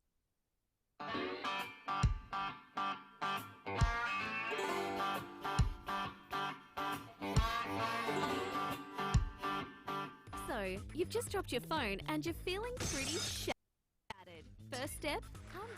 So a nice little plug there for Houslers. Justin, you'd know a bit about them. Yeah, Bill, they've sort of got a fair bit to do with them. Been there for up to nearly 20 years, so struggling a little bit in the the farming community locally. Bill, you've seen out west. The dry land out the Miller was pretty ordinary, isn't it? Oh, I haven't seen it that bad. Looks like we lost some volume as we see the game's recommenced after the drinks break, and the guys have signatured some intent there, and they're really lashing out. So that one was a wide, so they couldn't get anywhere close to that one. Next ball comes in again, crashing shot and great catch there at Covers. And he's been awarded. It was good low catch, you're correct, as Sam Leith looking to smack that one. But just a little bit uppish and a nice take at cover. And the Islander boys are pretty happy with that. They normally give a little bit of a send-off to the batsman, and we'll probably see that happening one more time. A very friendly send-off, of course. And Sam Leith, I reckon, high 30s, maybe got to 40. And the next man in, looking forward to having a look at Billy Ford of Ocean Grove. He's a big unit, just. He certainly... wearing the number 23. Yeah, going out with the moniker Big Bill, number 23 on his back. So I'd like to see him get his eye in and then see if he can clunk him around, Bill. Bit of a red knob lid there as well as he joins the more casually attired Jackson Kent in the floppy. So let's have a bit of an update for you now. We've just seen the dismissal of Sam Leith off the bowling of Thierry for 38. So top score at the moment with 37 for Dylan Atchison, 29 for Lucas Reyes-Colvin, and the not-out batsman Jackson Kent on 31. So starts for all the batsmen, but nobody yet going on to the half-century or beyond. But they're certainly on target, with the score currently at 3 for 160 for a 300-plus score. And the bowler just to continue again to the batsman fresh on strike, and just a nice little forward defence there, just straight out to the fielder that was involved in that catch before. So Billy Ford defence, in fact. Yeah, and just like we said, hopefully just getting his eye in, getting used to local conditions. Looks like a clinker of a pitch too, Bill, on the monitor. Yeah, Dylan Atchison was pretty happy with it, so there's a fair bit of grass on it. Billy Ford having a decent wave at that one outside off. A bit of interest there from the cordon, but umpire Johnny Anderson not the least bit interested in rewarding that shout. So we'll see Thierry once again take up the attack to Ford. 38 for Sam Leith, 37 Dylan Atchison, 29 for Lucas Reyes-Colvin, and the Honey Badgers in a very good situation at 3 for 160. And we're in now, I think, the 26th over of the innings. Well, the Islanders come out of that break, and they're sort of almost in a prayer motion there, with all in one in hands, and really got them going again. So bowler comes in, working in that one. The big fella there at first slip just let one get away from him. They're going to get a single, and he'll be off the mark, Billy, for his first runs for the Carnival. He is indeed, and that will complete the over. A successful one for Thierry, and our score now 3 for 160. Make hard work easy with a John Deere compact utility tractor from the range at Hoysler's. Farming, construction, landscaping and maintenance is a breeze with multiple hard-working attachments and implements. Right now, take on all the jobs your property demands, priced from $13,200 right away. Backed by a 6-year powertrain warranty. Commercial grade attachments add versatility and muscle. Digger, backhoe, front-end loader, mower, sprayer and more. Finance yours now at 0% finance for a limited time. View the full range of John Deere compact utility tractors at Hoysler's. So Ula Henry completing his 10 overs, took 2 for 54. His replacement there, Thierry, at the school end, picking up the third wicket of the innings in his opening over. And another change here. We've got the bit of the split ends action here with a 1 up, 1 down on the Tweeds. An interesting choice there. Just wanting to make sure that the front leg doesn't overheat. Number 2 as he's going to run into bowl. I think I've actually run into him in local cricket this year, Bill, and that's exactly what normally transpires on a Saturday, that fashion statement. Very nicely done too as he comes in, a bit of peg leg action. Bowling around the wicket to Billy Ford. It was a leg side wide first up. Billy just waving it through to the keeper there. Things going quite nicely at the moment for the Badgers in their first appearance as this unit at Willowfest. A few of them, Justin, have come up with various other teams over the journey, but Sam Rintoul has put together this squad to tackle the men's championships this year, and from what we're seeing and what Dylan Atchison said, their bowling is better than their batting. So if that's the case, they look like they'll be a fairly formidable unit. Very much so. So a little hop and a step, and in comes the bowler once again. Oh, that's hello. Thanks for that one. Just helps it on its way, and probably will hit the school building, Billy, and just behind square. Signalled also as the no ball, I think, and it'll be the free hit. Got the helicopter action going. That one just up above waist high there. Not that Billy Ford looked terribly troubled by the pace. He certainly helped himself with a whack across there to the drinks taps. So free hit here for the big man. So the field can't move, Billy. I think that's the rules, isn't it? I'm still trying to get up with speed with things like that. Can't reset the field. They must be in the same position as they were for the previous delivery. So let's see what we get here. We've had a wide and a waist-high fully no ball so far. And that has been smacked with genuine power by Billy Ford, who's enjoying this little introduction. That one in the Modeck building, Bill. After nicking a couple early and looking a little bit sus outside off stump, he certainly got the eye in here against this bowler and is currently helping himself with boundaries initially off the no ball and then through the covers off the free hit. So Billy Ford now just moving into his groove very nicely, the big number 23.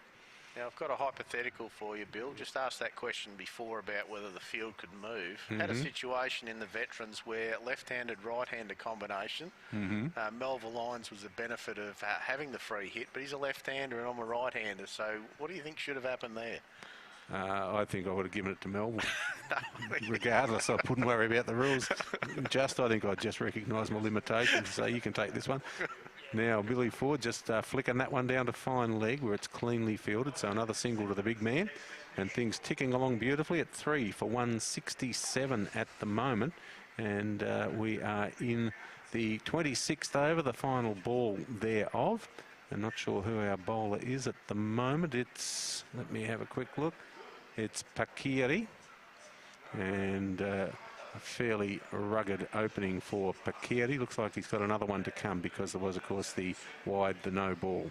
And the free hit counts as a legitimate delivery in the over, or do they have to bowl 6 as well as the free hit delivery? Just, you know all about the rules. Oh, no, not really, Bill. Make it up. Just make it up as Nobody we go along. Oh, we didn't get hold of that big leg side wide there as Jackson Kent couldn't quite believe what was being dished up there. I think couldn't catch it down the leg side. So Pakiri's had a pretty rugged old opening over. I reckon he's gone for something in the vicinity with extras of 16 so far. Oh, he's pulled his trouser leg down, Bill, too. Okay. That's another fashion statement, but just trying for a bit more luck. Comes in there. We think coming it's his over the wicket, ball. goes wide and gets smacked for a boundary there by Jackson Kent, who really does like the offside and has played beautifully through that area so far today. And still deliveries to come from Pakiri, so it's a fairly long over, and I don't know the Islanders want to be extending their time out there in the heat, so probably hope that he can land this one.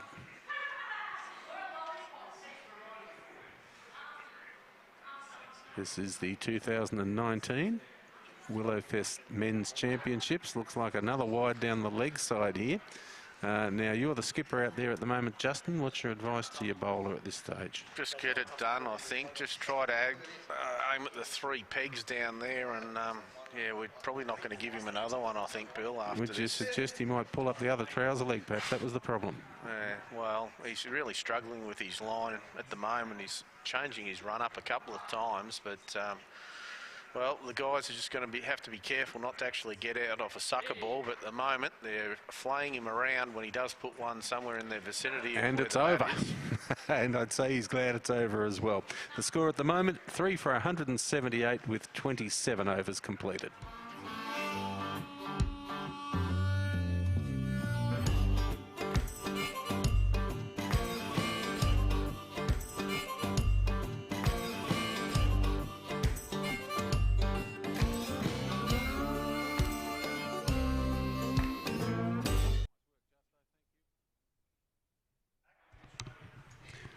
And Mitch Rodri joins us here in our elegant commentary position here in the pavilion at the Settlers Cricket Club or Bamble Football Netball Club, and certainly the boys from the Honey Badgers are moving it along at a decent clip. They certainly are at the moment. I just got a bit of an inside word from our man, the toolbox, Tom Beasley, who said Big Billy Ford out there at the moment normally bats at number 10 or number 11 at home, but apparently told the skipper Sammy Leith that he bats anywhere from 4 to 7, so that's why he's out there at number 5. Is that 4 to 7 deliveries? Yeah, I think so. About? Yeah. So he's obviously decided to not let the captain do any research and figure out where he was going, but he's hit a couple of all right balls so far, the big fella. He has indeed, and the elegant coup français there, taking it down to fine leg from outside off stump as well. So he looks as though he's a man happy in his work at the moment, Big Billy Ford, and certainly Jackson Kent has struck some beautiful drives, particularly through the offside as he goes again there. Good effort though, the lunging effort at point to cut it off. Good quick arm in as well, but Billy Ford deceptively quick between the wickets, has got home comfortably there for the single. A bit like an offensive linesman in the NFL. They don't look that fast, but bang, off the mark. Nicely done. The refrigerator. No, Jackson Kent, he's tall and he's got good footwork. He always seems to get his foot to the ball, whether it's front or back, so looks like he knows what he's doing with bat in hand. To me, the most valuable player so far for the Honey Badgers has been Brock Hammerson, who's been keeping us updated on the score. He's with been flying. Regular trips to confirm, and our total is now 3 for 180 in the 28th over, so 300 a definite possibility, you would think, Mitchie. Yeah, I think so. Unless they decide to make some sort of strategic declaration, you would have thought. I don't know whether the boys operate quite at that level. Or it's not a bad delivery, an outside edge there from Big Bill. It just rolls along to second slip. Now Nathan Aitchison, Nacho, is the man listed to come in next, but I can see that his teammate Nick Hudson's got plenty of confidence in his work because he's batted up as well. So, so that's a real suggestion that Nacho is expected to do a lot, but according to Dylan Aitchison, Nacho goes all right with the bat as well, as Big Billy Ford waves that one through to the keeper, and at 3 for 180 off 27 overs, going along beautifully, the Badgers.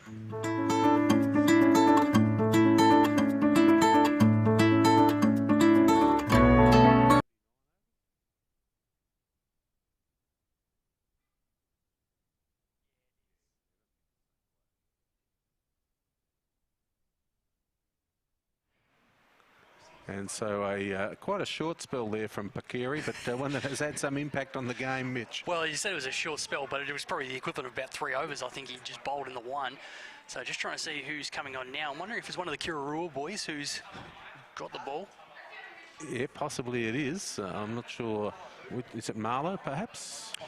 Just getting some confirmation now, but Pakiri wasn't going to stay in. IE. The Japanese fighter pilot coming in from the... the kamikaze. Indeed. Coming in from the Deakin Avenue end and landing that one quite nicely as it's pushed back down. Dare we say putting the bombs down, Bill? To mid-on there by Jackson Kent. Jackson Kent currently on 36, so we've had a 38, a 37, a 29, a 36 not out at the moment. So good starts for all of these batsmen today. Short half tracker, and that's just popped over the top for 4 runs over the backward point region. And we've got a new top scorer now in Jackson Kent on 40 not out. And being top scorer, I imagine, would come with certain responsibilities, Mitch? I would say someone has to open up the wallet at the drive-through maybe later on. Of course, you don't do that when you're driving because, of course, we are supported by TAC towards zero. Absolutely correct. And we're seeing IE from the Avenue end, just dropping a little short, a little bit wide, and just carved out there over the backward point region by Jackson Kent. Now that one's a fully. They seem to be having a little bit of That's a trouble no ball. lengthwise. She's a no-y. And does that give him the helicopter as well? I think it does. He gets the free hit now. The long-levered Jackson Kent. Where's the IPL? Where's the IPL pump-up music for the crowd here at the moment when you get the free hit? A little bit of Bollywood. I think that the toolbox would be all over that if given the opportunity. He could play a mean sitar. Oh, that one's almost satcheled him boxed. there, I think. Yeah, not sure what he was thinking there, but a little bit slow on the footwork. Seems to be more... Not sure that was the right way to go about hitting a 6. Seems to be a front foot man to me, Jackson Kent. He likes to get onto the drive. Well, his cover driving has been magnificent so far today. Indeed, and it's just smelling like the hot dogs are ready over there too, Mitchie. So No, that's just me, sorry. oh, okay. Little chunk out there, backward of point for a single. No, gee, could have got back for the second perhaps, but Billy Ford says, no, I'll have a look at this bloke. And the big man just adjusting the jewels and ready to take strike to IE. So promotion up the order. Of course, the captain unaware of his batting capabilities. We'll see how the big fella goes. I reckon he's probably got a fair cow corner on him. Now, the Zero, of course, was one of Mitsubishi's finest products Yes. during World War II, and coming in with a strike rate like that. Oh, dug out, chunked out there by Billy Ford. I think I saw a bit of the turf for the second wicket just come flying out after that was hit in. And our number 7 out here at cover, who's had a, well, wouldn't say a stellar day in the field yet. I reckon that might be Pakai who's had that last Oh, over. it may well be, yeah. But making sure that everybody's in the game here at the moment, the Danger Islanders, as another over comes to rest at 3 for 186 with now, is that the 28th or 30th bowl? We reckon 30 are gone. When you think of water tanks, think global. Global roto-molding, that is, with a wide range of great value water tanks for home, farm or industrial use. Whatever the need, Global Roto-Molding has a tank to suit. For your new tank, contact Global Roto-Molding now. And we've got the attack being taken up again by Thierry, who at this stage has 1 for 4 off 2, which would be very much the choice bowling figures of the day. And he throws in the half tracker and gets just walloped around the corner there by Jackson Kent for a boundary. Got into the back foot pretty quickly there and is rolling along beautifully. Jackson Kent now on 45. And would be every chance, you would think, if he gets a few more of those to bring the 50 up in this over, Mitchie. Yeah, you would have thought so. He didn't have to do too much with it, just guided it around the body nicely and open, fine leg or deep backward square leg area, which is probably not the best idea, you think, here if he's bowling half trackers. Now, the decision to send the Honey Badgers in at the moment doesn't appear to have been an inspired one. They're 3 for 190 in the 31st over. I suppose you would have thought about maybe with the weather they wanted to try and get the bowling out of the way early, but I suppose you want some consistency early on, and unfortunately that didn't come for the Danger Islanders. Oh, here goes that's another going half too. track up. Oh, did that go over the rope? I don't Just think short. so. She's another boundary though, and we're up to 49 now for Jackson Kent, the number 4 batsman for the Honey Badgers. Earlier on, we saw 37 for Dylan Aitchison, his opening partner Lucas Rose Colvin with 29, and Sam Leith with 28, with 38, I beg your pardon, and now Jackson Kent on 49. And just pushing that one back to the bowler. Do you reckon his nickname's probably similar to his surname? Well, perhaps Clark or... Yeah. Not sure where you're going with that. So here we go again as he looks to bring up his 50, but just allowing that one to pass through outside the off peg. And certainly the Danger Islanders are going to have a bit of work to do this afternoon with the bat, one would imagine, with the Badgers in the 31st over at 3 for 194. Kent again, an opportunity to bring up his 50 here, and he hits that a little uppishly, but very sweetly timed and wide of the fielder at mid-off. Great diving attempt down there, and he's managed to chop it off. Well done indeed. And just a couple there, but that's the 50 up, and the Badgers are happy to acknowledge a tidy 50 from Jackson Kent. Moving on to 51, our total 3 for 194 off 31. Titles have arrived and you can start building that dream home or investment property in this premier estate, Kingridge Estate, Dawn Avenue, Golgol. Outstanding value, superb wide roads, excellent elevations and soil make this subdivision nothing short of sensational. Contact Team Tierney today.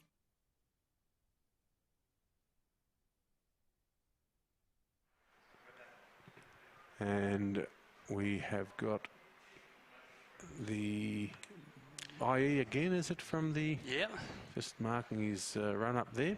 His first over, somewhat expensive, just 6 from it though, and there's been worse than that. There's no doubt about that, as Billy Ford is on strike there. Big Henry.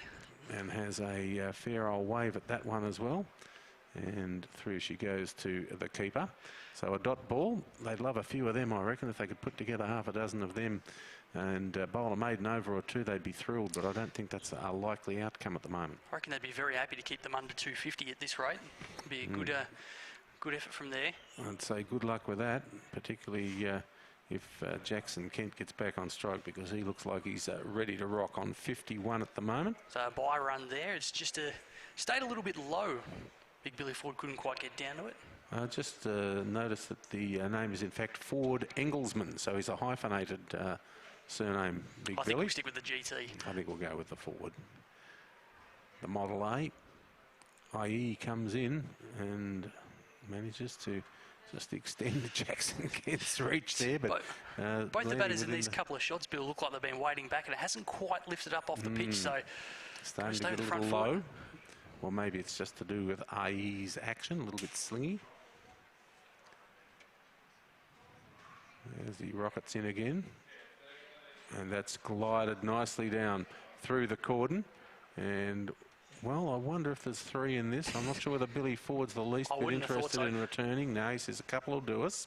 He's almost overlapped, I think, by the time he got to the end. Jackson Kent onto 53 now. And this partnership building quite nicely, as they have throughout the day, with 79 runs for the first wicket between Dylan Aitchison and Lucas Reyes Colvin, giving them a really nice starting point, and they've built on that very effectively, Mitch, so far. Certainly has. Full toss off the hips. Oh, decided to go for the one Duke, showing off a little bit out there mid-wicket. In the end, missed it completely. They'll get through for an extra 2. His teammates have asked him, what is he doing? I think he's asking himself the same question. Yeah, no, he just stuck the one claw out for that one. And if you're going to do that, at least throw in a half tumble turn. It might have looked a little bit more inviting. Indeed. So, yeah, interesting work. Just maybe didn't quite get there in the finish. Might have just been tantalisingly out of reach. And that's a better looking shot as he gets onto the back foot and beats the field as well for another boundary. So they're certainly motoring over this outfield at the moment. And Jackson Kent is really giving it a decent thump with 55. We're 3 for 201, 32 overs bowled.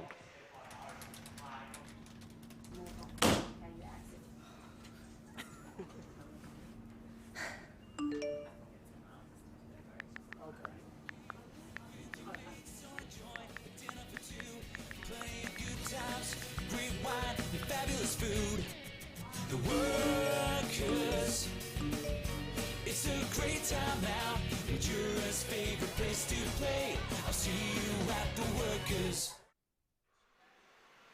So just checking that score for you once more. And we've got 3 for 205 off 32. Jackson Kent on 59, our top scorer, unbeaten on 59.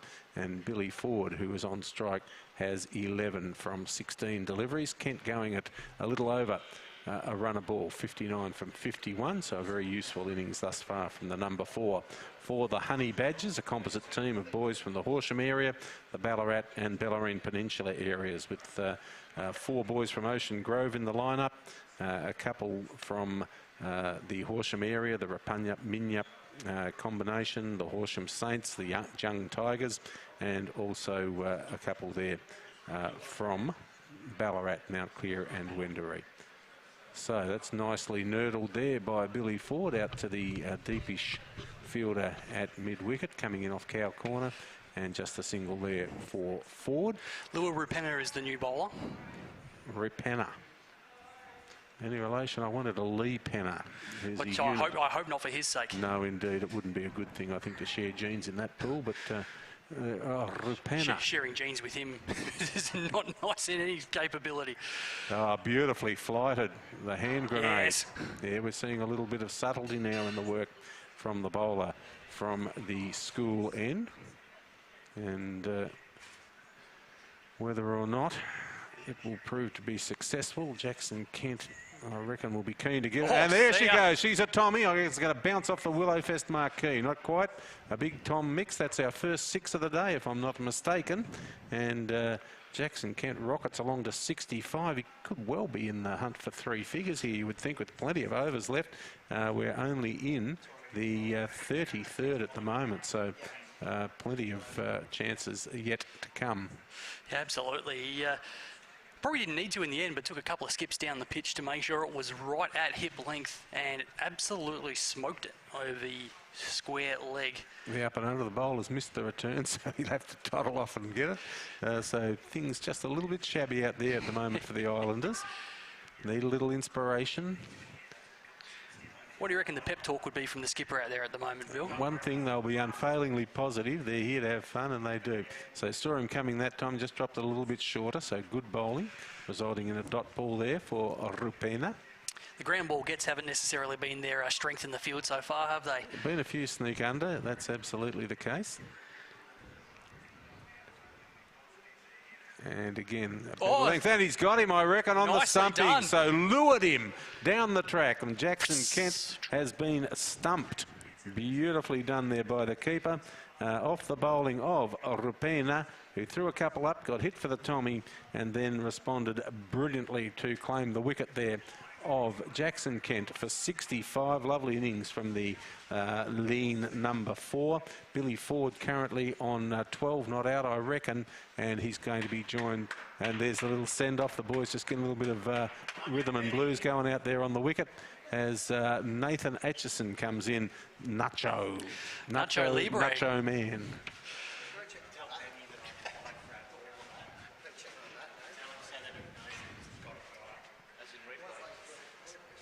When you think of water tanks, think global. Global roto molding, that is, with a wide range of great value water tanks for home, farm or industrial use. Whatever the need, Global Roto Molding has a tank to suit. For your new tank, contact Global Roto Molding now. So we've got Nathan Atchison now heading out to join Billy Ford at the crease. Ford currently on a dozen, I reckon.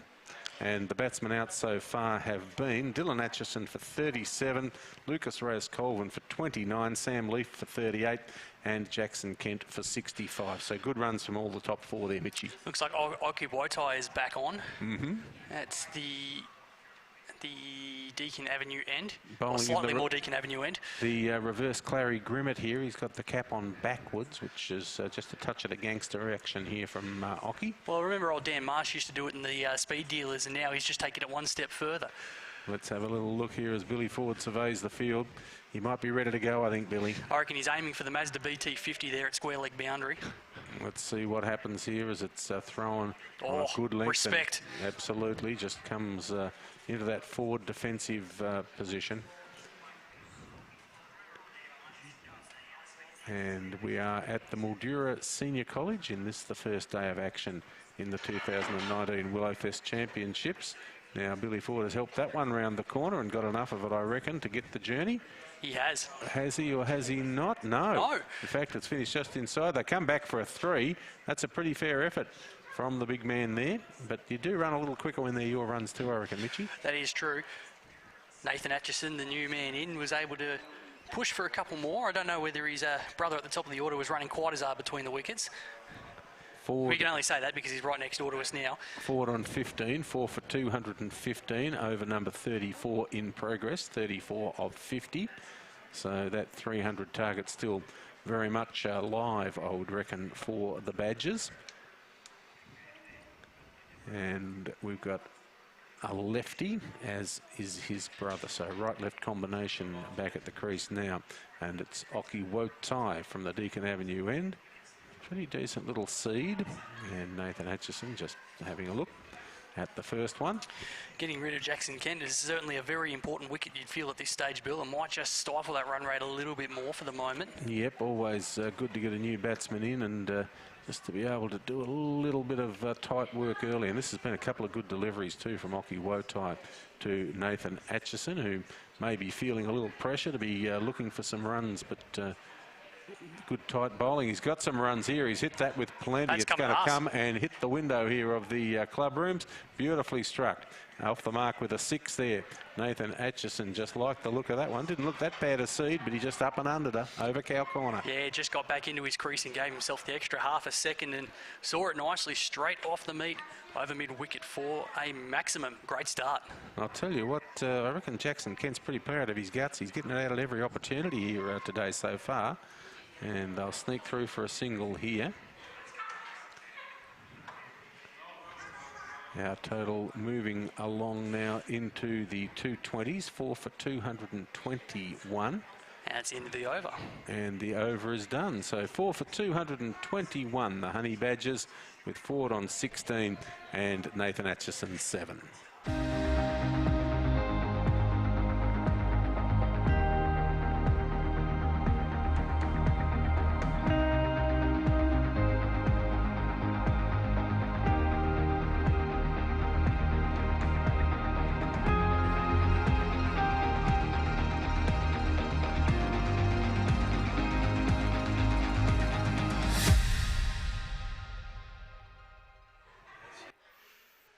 Back here at the Mildura Senior College for the opening day of Willow Fest 2019, brought to you by TAC Towards Zero. Certainly thank them for their support of the Willow Fest Australian Cricket Championships. Mitch Rod and Bill Saw bringing you the action here as a nice shot there from Nathan Atchison. Got off the mark with a 6 in the last over. And the sliding attempt to stop it in the end has kicked it through, and defensive lunge wasn't quite there. I think it's a bit Manchester United-esque at the moment, and a boundary for Nathan Atchison, who moves on to 11. Quite nicely flighted, I thought, there from Rupina, but he waited on it and got it where he wanted it, straight down the ground, and forced the fields in the long chase. Fruitless in the finish with a boundary there. So Nathan Atchison getting things going at the moment as he pushes up to 11 off just 5 deliveries. A little bit quicker and flatter that one, and the batsman awake to that, just pushes it down to mid-off. No run there.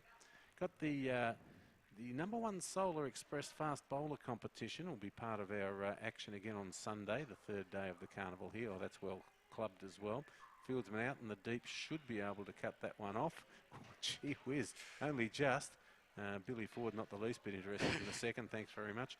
And we've seen in the last 4 years a mortgage on this from Luke Coates, who plays locally with the Settlers Cricket Club, and his speeds have been respectively from 2015 131k, 133 in 2016, back to 127.8 in 2017, and clocked 136 Ks last year. Now that's high, and we've got the player camped under it, and the catch has been taken. So Billy Ford joins the ranks of the departed for 15, and the total at the moment now moving to 5 for 220 something.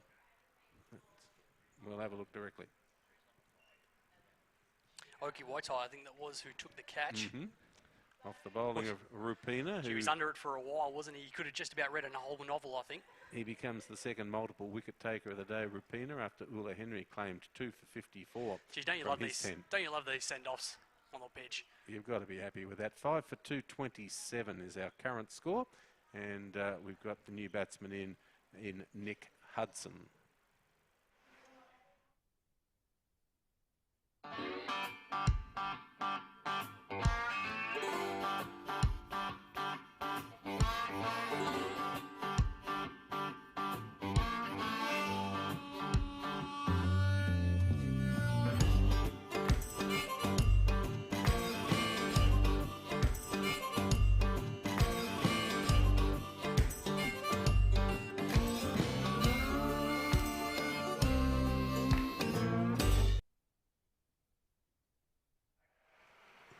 So the batsman crossing there on that high ball catch to Oki Wotai off Rupina, who's doing a pretty good job at the moment with 2 for 12 off 1.4.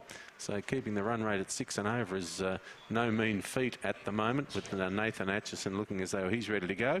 And Nick Hudson from Rapanyup Minyip joins him, and that's been smashed and will take a little bit of catching. I reckon it's going to go all the way. Nicely struck again from Atchison, who is moving into his work with some intent, Mitch. Yeah, he's certainly looking very aggressive so far. As a fielder out there down the ground almost had to go into the Bunsen burners in the Science Centre here at Mildura Senior College to fetch that ball again. He's absolutely flying at the moment. Atchison would have only faced maybe half a dozen deliveries and already on about 15 I've got. He is rocking along very nicely indeed at the moment. 16 off 8, in fact, Mitch. He's batting at 200. And that one nicely done. Ooh. Snuck it past the outside edge. So well bowled again by Rupina, and it's 5 for 231 with 35 overs completed. Changing real estate agencies is as easy as ABC. If you have an investment property and want a fresh and energetic approach, make the change to Tierney Real Estate. We can do this within 24 hours. It only takes one phone call and we do the rest. Plus, you'll abolish statement fees, email fees and end of financial year fees. We want more properties to manage, so remember, changing to Tierney Real Estate is as easy as 1, 2, 3. Tierney Real Estate, the local family franchise. And a little bit of Atchison audio at work there as well. They're not only dominating on the wicket, but currently on the scorecard, and also now taking over as our mixmaster DJ. DJ Dill, thank you very much for that. And Oki Wotai will now be bowling to Nick Hudson, whose nickname, if I saw it correctly, is Corva, C-O-R-V-A. Was it Corva or Corza? Oh, it could be Corza, yeah. And there's a shout from the first ball he faces, but the ump says a little high. A lot of intent and style behind that forward defence. Just drop it and walk away. It was the wander into it and see what happens approach, I think. That's pretty much sums up our batting careers, I think, combined. So let's have a look here as Oki Wotai says, what can you do with that, Cause? Cause just turns her around behind square, but again, that's 2 dot balls in succession. Haven't seen that too often today, Mitch, to be honest. No, we haven't, and they'll certainly take it. As Oki Wotai continues from the Deakin Avenue end, 5 for 231. It gives that everything, and Oki drops a return catch there. It came at some clip. He's a little disappointed with his work. Came about sternum high. Good thing it wasn't scrotum high, or he'd be rubbing him at the moment, I think. Only just managed to get a hand on that one before she hit the deck. He's a little disappointed, but I think an optimist at heart. He comes in again to bowl to Hudson, and Hudson this time nibbles it round the corner, and they'll sneak through for a single. I think Nath Atchison fancies himself a bit here. It says, leave this one to me, as he gets to the striker's end. So at the moment, Atchison on 16 from 9, and Hudson now 1 off 4. Wotai is the bowler. This is Oki Wotai. His brother Raki opened the bowling. None for 35 off 6 for him. T.I. Piawi, none for 21 off 3 early in the day. Ula Henry 2 for 54 off 10. And currently Rupina, the best of the bowlers, with 2 for 16 off 2. That one's just been feathered wide of the cordon there. They'll get back for a couple, one would imagine. And do that pretty comfortably. Let's have a bit of an update from the women's game out the back oval Very here. nice. So it's from a little bit earlier, and 8 for 59 were the Puka Pukas up against the Shiny Strikers. Okay, so Shiny McKinnon, no doubt the key figure in the Strikers outfit. Yeah, she certainly is, and we know how much of a talent she is coming through the ranks. I think she's got a bright future ahead of her at rep level. Yeah, playing locally, but also away in Adelaide and in Melbourne as well, I think. So plenty of cricket for Shiny. Atchison just pushing forward to that one from Wotai. And that will complete the over with our score at 5 for 234, 36 overs completed. When you think of water tanks, think Global. Global Rotomolding, that is, with a wide range of great value water tanks for home, farm or industrial use. Whatever the need, Global Rotomolding has a tank to suit. For your new tank, contact Global Rotomolding now.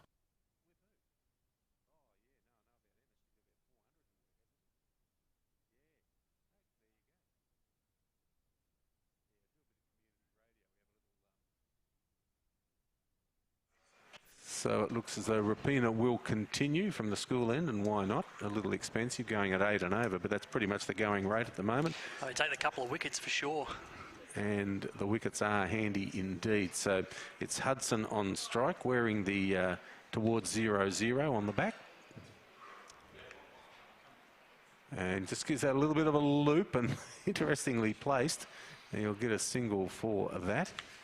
And the score moves on to 5 for 235. With Nathan Atchison on 18 from 11. The batsman out so far today. Jackson Kent for 65. Sam Leith for 38. Dylan Atchison 37. Lucas Reyes-Colvin 29.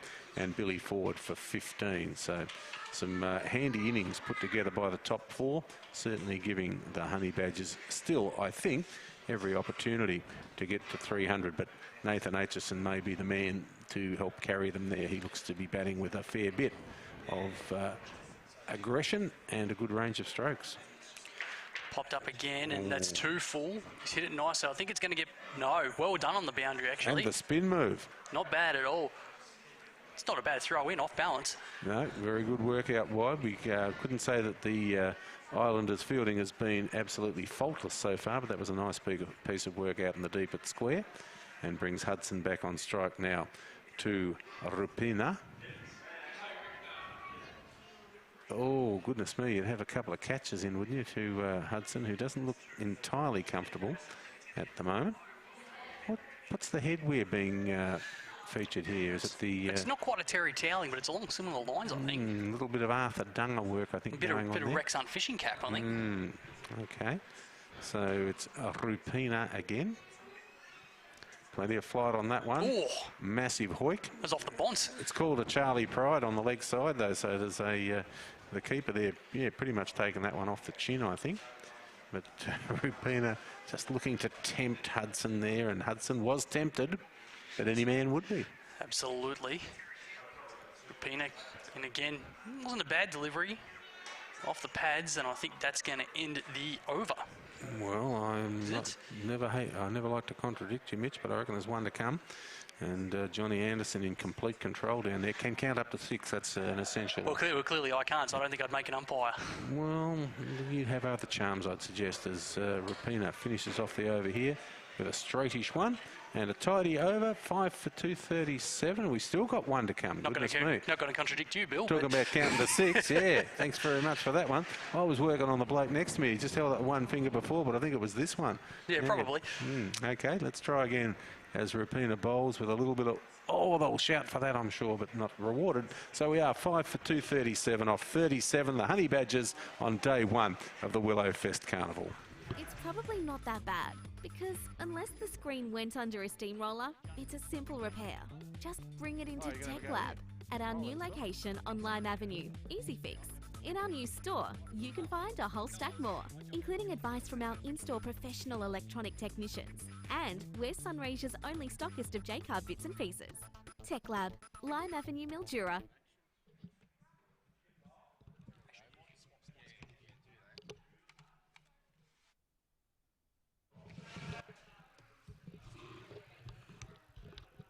Back at Mildura Senior College, 5 for 237 are the Honey Badgers at the moment against the Danger Islanders. That's a nice shot there from Atchison, who's going to put it through point for a couple.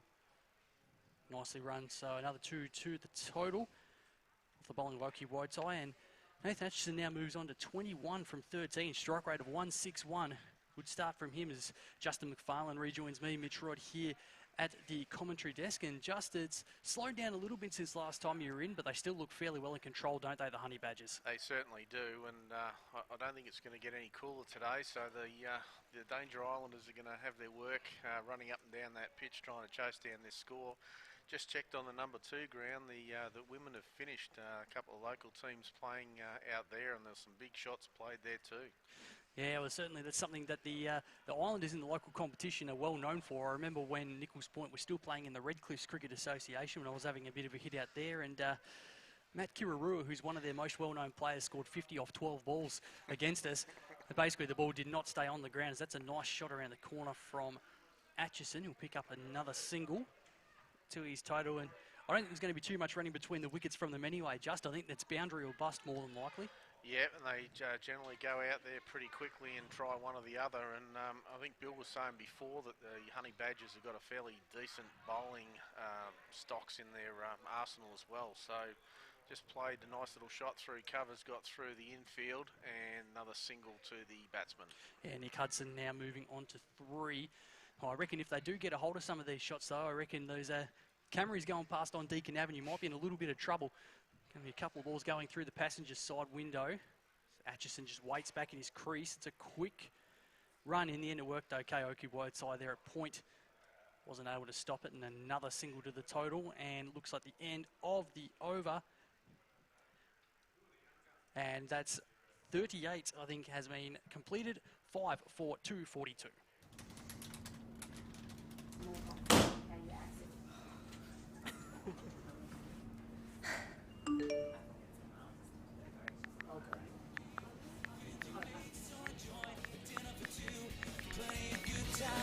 Great wine and fabulous food.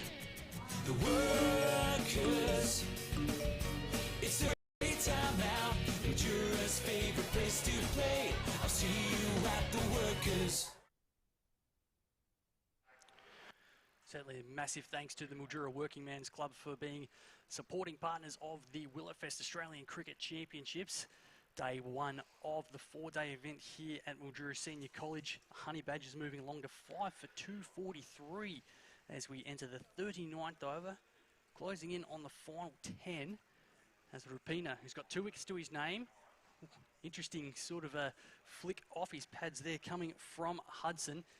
And then it's a leg by, just the extra to the total. And just, I reckon, every year, whenever we come to the Willerfest, WAC Willerfest Express is always a fantastic time. But once again, as we saw last year, Mark Cleary was going for the world record catch as a cricket ball was dropped from a drone. Now this year it's been opened up to players from the Sunraysia and Redcliffe Cricket Association. So potentially we could have another entry into the world record books. Yeah, that'd be great. I think one year it was, well, I think the weather or the conditions were made it a little bit hard. So I'm looking forward to seeing that this year. And, well, that one's dispatched. It's a no ball as well. To the boundary, so batsman taking full effect with there. And just checked before, Mitch, mercury rising, just going through the 30s at the moment, but the wind's got a little bit of warmth to it. Yeah, certainly nothing cool about the breeze here at the moment. Nathan Atchison absolutely latched onto that one, and as a full toss no ball, I think he'll get a free hit out of this as well. And having a look, I think the ball drop record is now up to about 88 metres, I think it is, dropping from a height to be able to take a catch. Obviously, Mark Cleary got the record last year. That was broken by Alyssa Healy, the Australian women's keeper, back in February. And then I think there's actually now a World Cup event for this catch. And I can't remember the man's name from the UK who's managed to take it at 88 metres, which is ridiculous. Now, I remember Michael Vaughan, the former English captain, was involved in conversation there too. I wasn't sure whether it was him or not, but yeah, it certainly created a lot of interest, Mitch, and looking forward to seeing what happens on that night. Absolutely, is off the free hit there. Atchison could just get the single, hit it pretty well, but in the end to the fielder at long on. So total now has reached 250 with 5 wickets down for the Honey Badgers. Of course, the highest scorer earlier today, Jackson Kent with 65, batted beautifully. Sam Lee, 37. Dylan Atchison with 37. 29 for Lucas Race Colvin. As that's high up and under, good effort to chase from the hit from Hudson, but in the end it's going to land safe and just a single. Just checking before, looking at the live feed on the Facebook site, and some great comments coming in from the listeners. And hopefully complimentary for the commentary team. Well, I wasn't really looking at any of those ones. It was more about the players out there and what they thought the past score was for this event. And what was the, I guess, what was the overall thoughts in terms of pass score? We might get that in a second, just as that's the end of the 39th over. Honey Badgers are 5-4-250.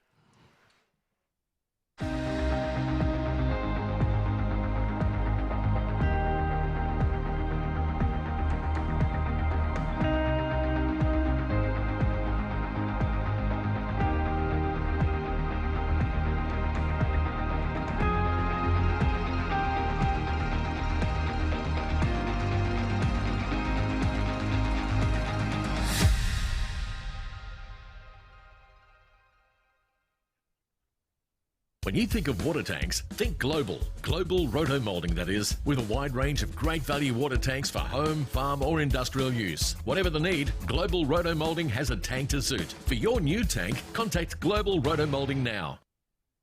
So, you've just dropped your phone and you're feeling pretty shattered. First step, calm down. It's probably not that bad, because unless the screen went under a steamroller, it's a simple repair. Just bring it into Tech Lab at our new location on Lime Avenue, Easy Fix.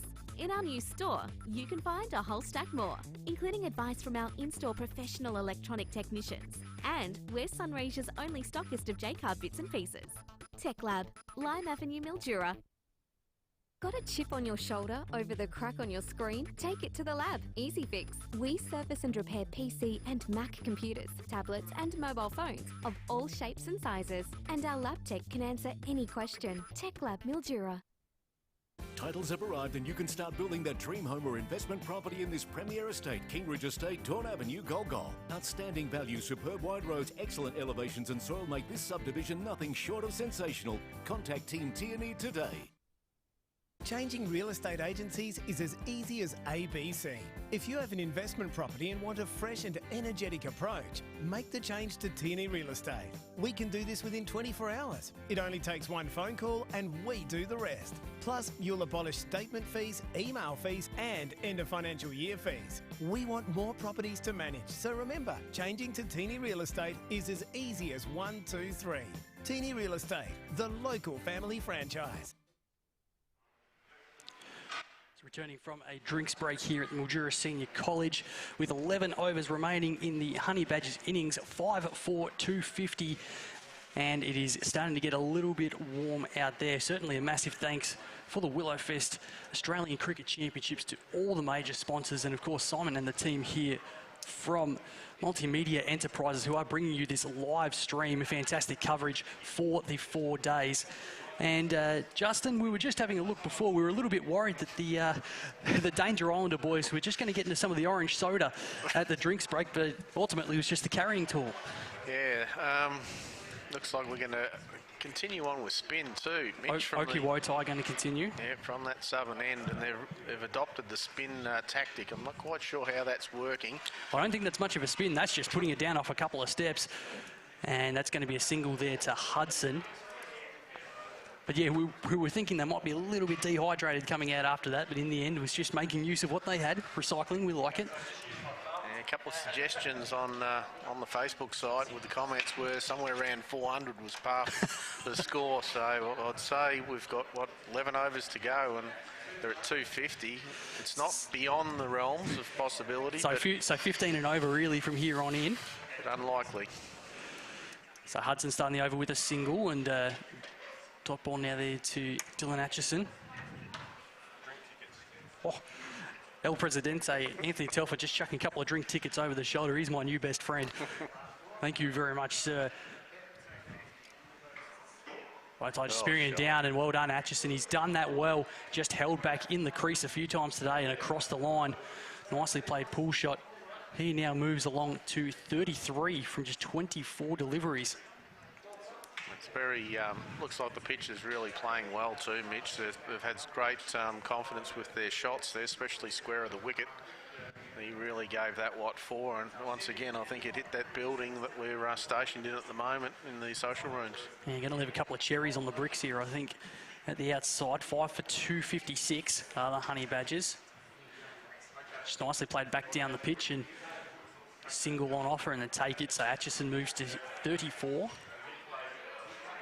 Oki Wotai continuing to put the deliveries down. Not much of a run-up, but geez, he's got some powerful shoulders, just. He certainly has. It's all about the shoulder action, and well, from what I can see, reasonably accurate too, from taking over from the guys that have bowled before him, and there always bowls that nice and slow, but it goes behind square leg on its way through into the trees near the, well, the admin building, I would call it, at the secondary college. Yeah, Nick Hudson just got an absolute beauty there. It sat up short, but in the end, there was nothing much on it and just helped it around the corner for a boundary. That's his first boundary of the innings. He's 9 off 14.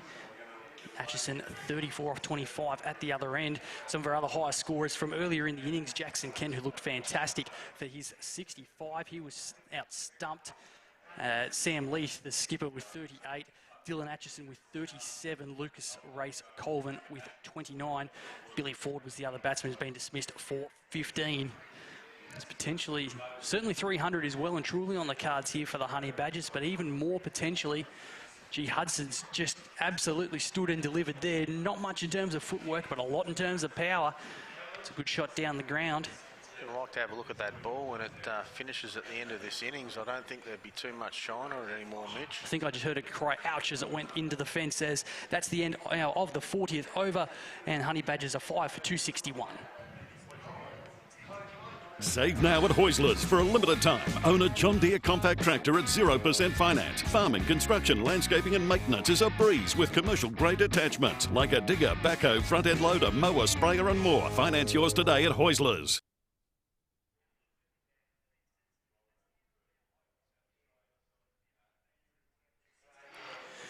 Not much in terms of bowling changes here in the last few overs from the Danger Islanders, as Rapina is going to continue. Setting a field at all points of the compass too, it looks like, Mitch, so it looks like he's going to toss them up again. He hasn't been afraid to throw a bit of air underneath it. Atchison's going to go for it again. Gets it on the full toss, and in the end straight to the deep mid-wicket fielder, who's just let it between the legs, and an extra boundary to the total for Nathan Atchison, who's got a shake of the head from brother Dill here, who's just absolutely ropeable that he's gone past him on that delivery. It's a 38 now for Nathan Atchison, and yeah, it's a interesting fielding technique, we'd say. Yeah, well, it wasn't along the ground either. It was on the bounce to him about knee high, and unfortunately threw him, and looks like one of the spectators out under the shady tree diligently threw it back to him. Yeah, Atchison happy just to drop and run to point on the offside there, and just gets a single, so he moves on to 39. Have I got that right? 39 now for Nathan Atchison, where Hudson back on strike now. He's on 13. Honey Badgers 5 for 270. Certainly putting themselves in a good frame of mind for the rest of the championship tournament over the next few days. That's a big high delivery. Could have been a no ball. In the end, it's dropped before it's got there, and in the end, almost hit it up into his own chin. Well, it's game on here. If he's going to drop them up there like that, full tosses, we're in danger here, Mitch, in this vicinity. Yeah, I hope there's a bulletproof glass here at the front of the Bamble change rooms, because I reckon it's going to hurt if it ends up hitting. Rubina pops it up again. Hudson, full toss, couldn't get it away. Denny dot ball was handy here at the moment for the Danger Islanders. So if you're going to put your neck on the line at the moment, Justin, pick a score of what they'll end up at. What do you think? What are you predicting? 335, I reckon, Mitch. And looks like he's bowling a combination of leggies and offies, so he's really mixing it up. Probably in the same delivery, as it's been flicked to square leg for no run there from Hudson. He'll take the dot balls for Pina. He's got 2 for 32 to his name. There's one delivery left in this over. 41st of the innings. That's a full toss. He's got it underneath it. Not enough. Is it going to be caught? Oh, that's well catch. taken. Oh. Judged down the ground. Juggled it on about the 16th attempt, but Hudson has been caught out, and that's the 6th wicket falling at the end of the 41st over. And we're going to take some messages from our sponsors and be back in just a couple of minutes. So, you've just dropped your phone and you're feeling pretty shattered. First step, calm down. It's probably not that bad, because unless the screen went under a steamroller, it's a simple repair. Just bring it into Tech Lab at our new location on Lime Avenue, Easy Fix. In our new store, you can find a whole stack more, including advice from our in-store professional electronic technicians. And we're Sunraysia's only stockist of Jacquard bits and pieces. Tech Lab, Lime Avenue, Mildura.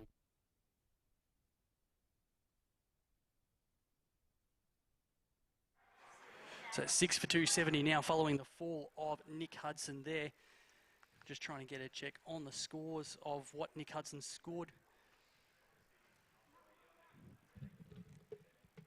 So 13 for Nick Hutchison as the new batsman comes to the crease, and Brock Hammerson, who's doing some good work beside us earlier with the electronic scoreboard, now out to the crease, and by all reports has got a bit of pace about him. Not a bad bowler coming in. So number 8 in the batting order. A very confident strut about him, I reckon, Mitch. So I Certainly think he does. knows his way around the cricket field. Well, they managed to cross over, and being the end of the over, it's now T. Piawi who's back on, the opening bowler.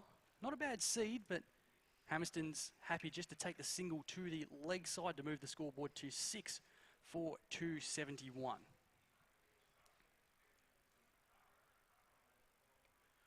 Certainly a lot of support for the Willowfest Cricket Championships here every single year.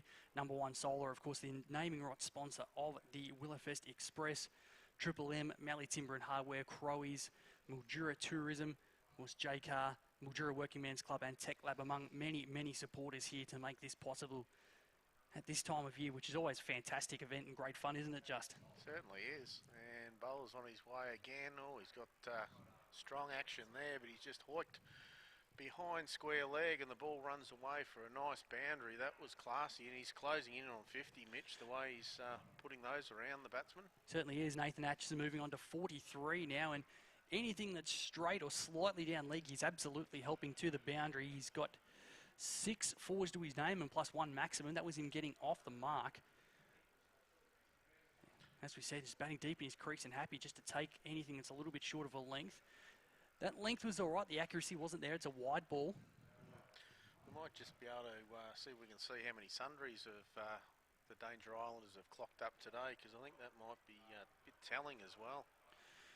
Yeah, a few is the nod we've got from next door. We'll see if we can get a total of that coming up soon, as there's a single for Atchison again. Moves on to 44.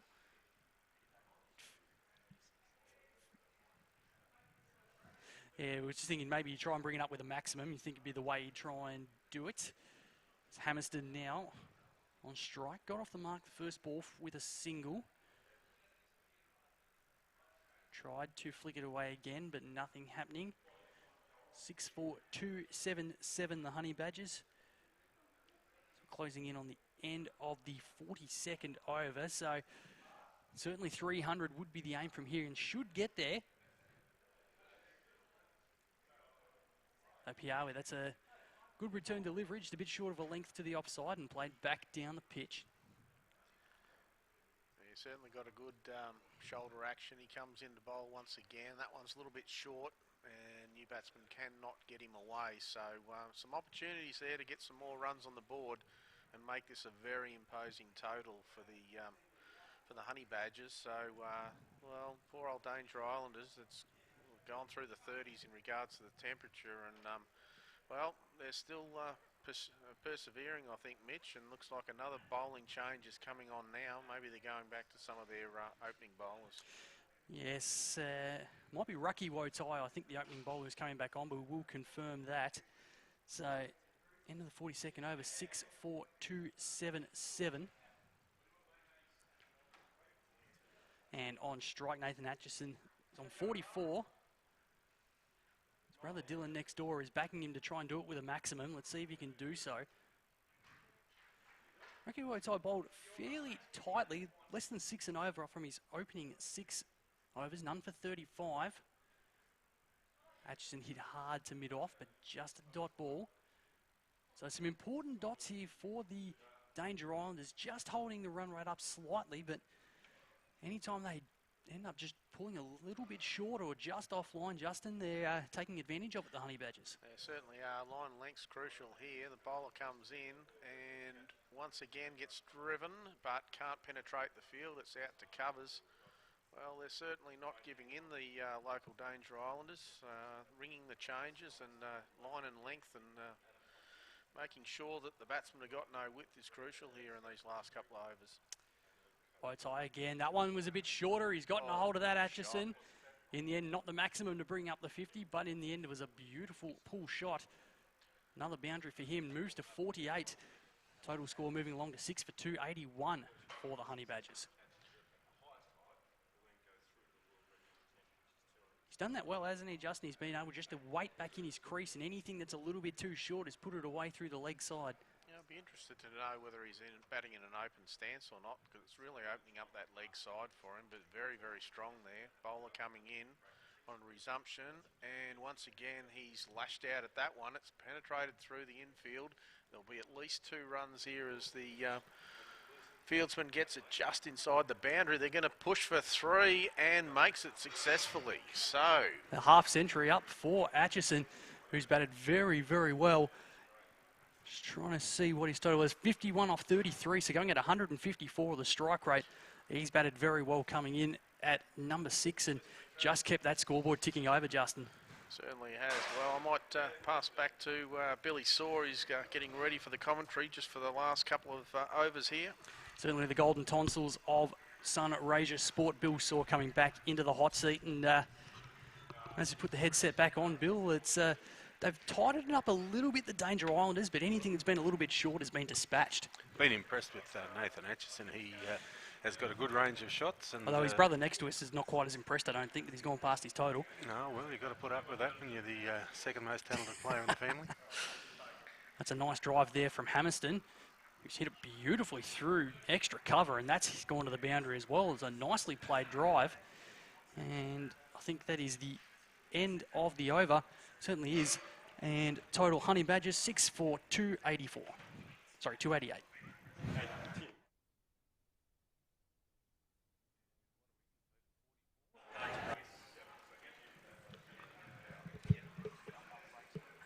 So 44 overs now completed, or 43? Just checking that. 43 completed, so 7 to go. Gone. So plenty of overs left in the tank, and 350's got to be a real prospect, doesn't it? If Nath Atchison starts to go a little bit bananas, it looks like we're going back to T.I. Piawi from the Deakin Avenue end. He's had a bit of mixed success. He has. He went for a boundary earlier in his last over, but recovered well, bowling to Hammerstone at the other end.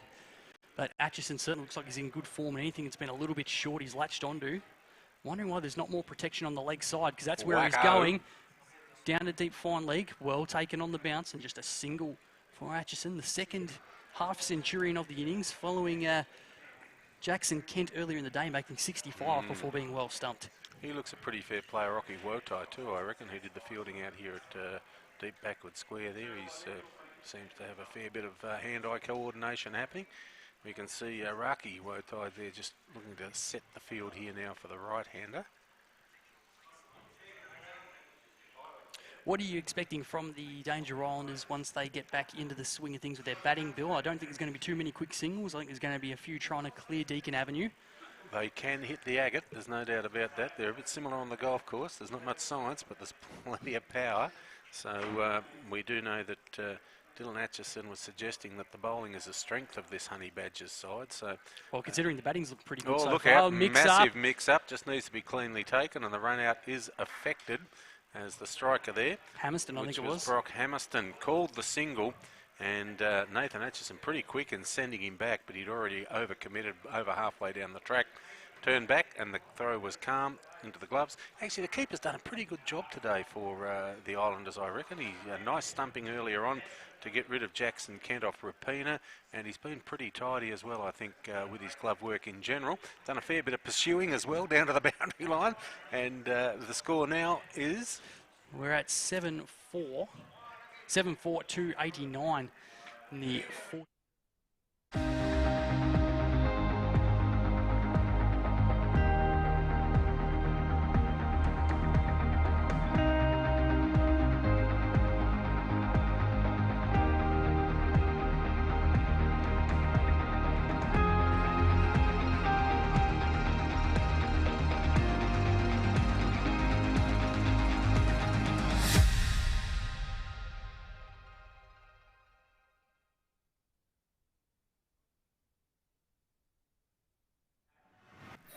So 7 for 289 the score now, as T.I. Piawi celebrating the wicket there. Loads up, and he's nicely driven here. Is this the toolbox? The toolbox. The box is away with a good drive down to the deeper mid-off for a single. And the man who's currently dominating the situation, Nathan Atchison, is going along nicely as well at the moment. And his score is 52 off 34. So going along at a strike rate just over 150 at the moment.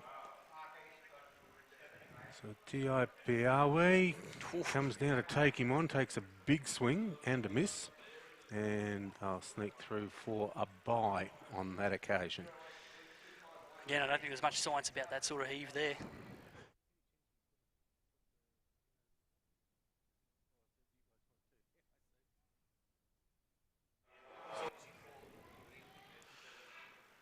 So Piawi again to the toolbox, leg side wide recorded there.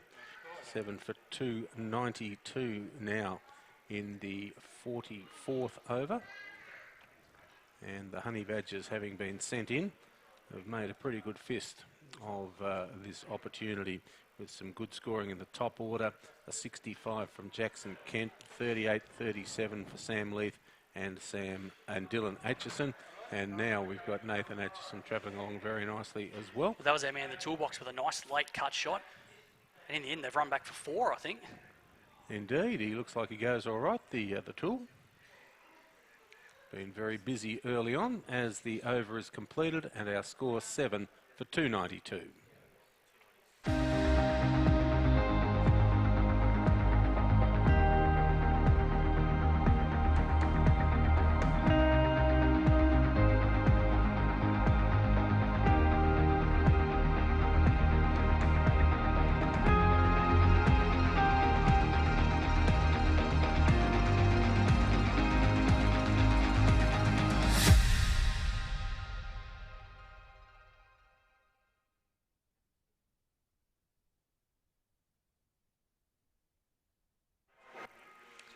Okay, so the batsmen out so far today.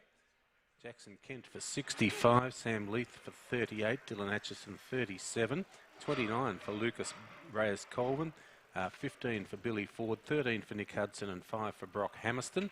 At the moment we've got the toolbox, Tommy Beasley, going along nicely in company with Nathan Atchison, and certainly toolbox batting low but batting nicely. Yeah, certainly is. Nathan Atchison continuing his form there with a beautiful late drive through square for another boundary. I think he's hit 8 boundaries so far today, Bill. And I reckon that's brought up to 300. I think we're now at 7 for 300 with still this over and 5 more to come. So 350 definitely looks a possibility, I'd suggest, with the intent these guys are showing at the moment. Yeah, lovely shot that from Nathan Atchison, who is looking very, very good indeed. Goes again and goes big. Don't know if he got all of it. And didn't. In fact, he didn't. Plenty of height in that shot, but back comfortably for a couple. So certainly opening up here against the bowling of Raki Wotai is back in the attack, bowling this time from the school end. So looks like that breeze is starting to pick up a bit out there, Bill. Yeah, indeed, and it looks as though she's got a little bit of northerly about her, so it won't necessarily be a cooling breeze, I wouldn't think, for the boys, as we're looking for a top of 42 today. Now, a misfield. Was it a chance, Mitch, out there to short mid-wicket? Yeah, he's pretty disappointed with himself, so it might have been. It was very, very close anyway. Not sure. I thought it may have been a bumpy, but I think it might have actually carried. The boys are a little disappointed with that outcome. Not so much Nathan Atchison, who's travelling along beautifully, 59 off 38, and Tom Beasley 5 off 2 so far, and looking to keep the momentum going as 350 looks every chance. Bit of extra pace in that one from Wotai. Stayed pretty low too. Yeah, as he looked to whip it out through mid-wicket, but couldn't get a bat on it. What are you predicting? Got to be careful. Got to be careful whipping it out, Bill. Well, it depends on who's in the vicinity, I suppose, Mitch. Yes. Some are more tolerant than others, I guess, in regards to that. And I've got a feeling that the boys from the Honey Badgers would probably not be too shocked to see that occurrence. Wouldn't have thought so. Well, that's good bowling again. That's a really nice delivery. Yeah, full and giving him no room whatsoever. So a good finish to the over there. The score at 7 for 303.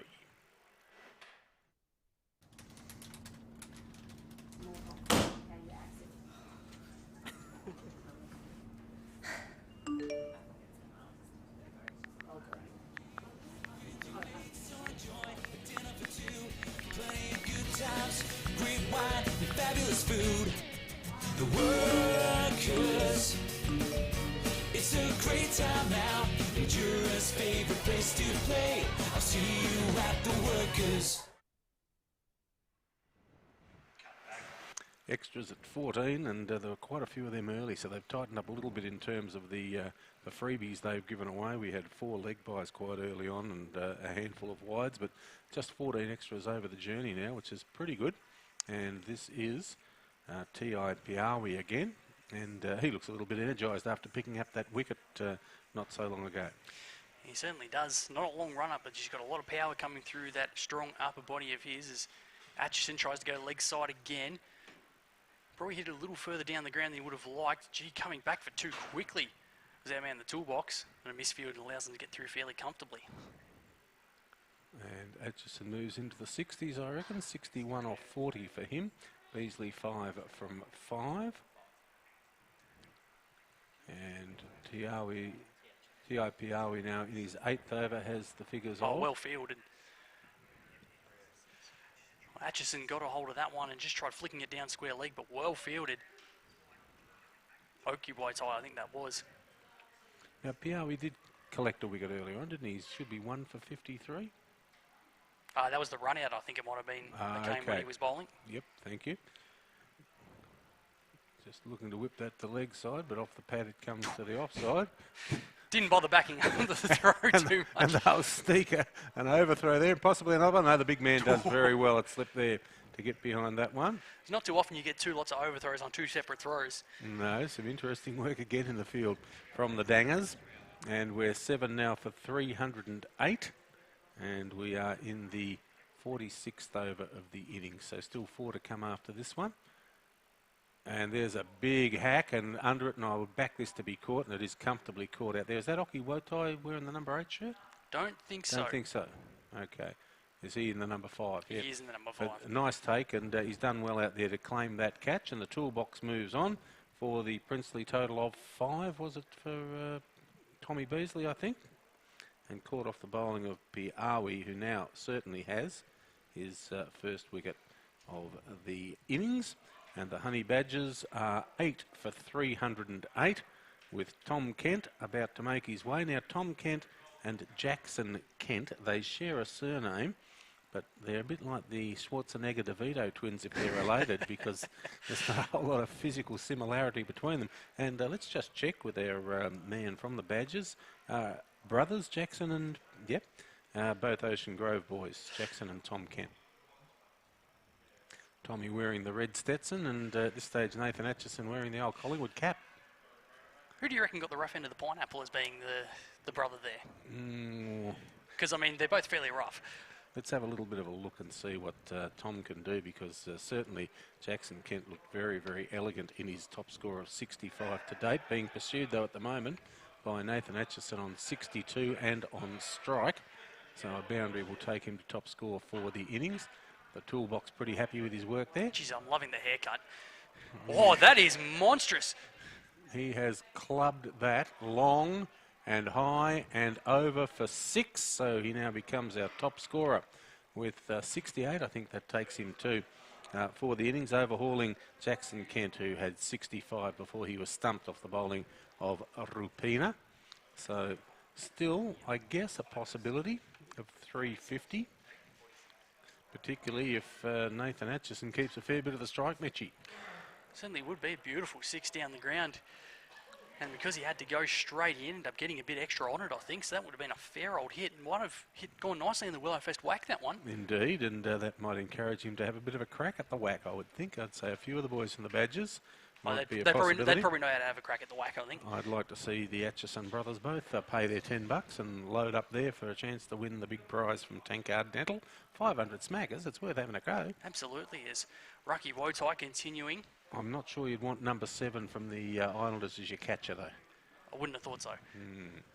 So this is Rocky Wotai continuing to work hard as he's done throughout the day. He's bowling from the school end. And his figures currently in his 9th over, no wicket for 53. That one just about claiming a little bit of navel lint there from the batsman Tom Kent. Gee, have a look at Toolbox. He does it all. He's out to the scoreboard there just to check that they've got his stats correct. Solid in defence. Yeah, well bowled again too from Araki Wotai. If there's any criticism whatsoever of Araki, it's just that he does give him one to hit every over. But he does bowl some really Yeah, good. just probably releases that pressure a little bit more, doesn't it? Attempted a hoik. A lot of pad in it. Not sure if there's any inside edge. Doesn't look like it. So a leg by there. Brings Nathan Atchison back to strike, and I reckon that that will please the spectators because he's in pretty good touch at the moment, Mitchie. He certainly is, batting beautifully. We saw that big 6 towards the end of last over, so 68 I think we've got him down on. 68 Donkey's date. Let's see whether he can advance it off this ball from Maraki Wotai. He can indeed, as he gives that the treatment. Heading down through the goals. No, it's behind. No, in fact, it's out of bounds, but it's also out of the ground for 4 runs. So into the 70s now. Any chance of a ton? Oh, well, how many overs have we got I left? think we've got 3 after this one. I think we're in the 47th, and so he's going to have to be very busy to pick up 28 runs or so there, but it's all about keeping the strike, I guess. Yeah, we're certainly going to have to keep the majority of the strikes at every last ball of the over, keep crossing it over. And Raki Wotai about to go again to Nathan Atchison on 72 off 43, strike rate of 167. Mitchie, bit of quick mathematics there. It's nicely struck as well, just a single, but it will keep him the strike. So once again, our score 8 for 319 off 47, the Honey Badgers.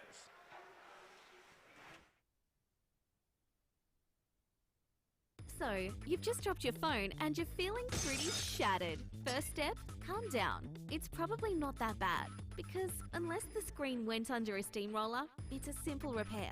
Just bring it into Tech Lab at our new location on Lime Avenue, Easy Fix. In our new store, you can find a whole stack more, including advice from our in-store professional electronic technicians. And we're Sunraysia's only stockist of J-Card bits and pieces. Tech Lab, Lime Avenue, Mildura.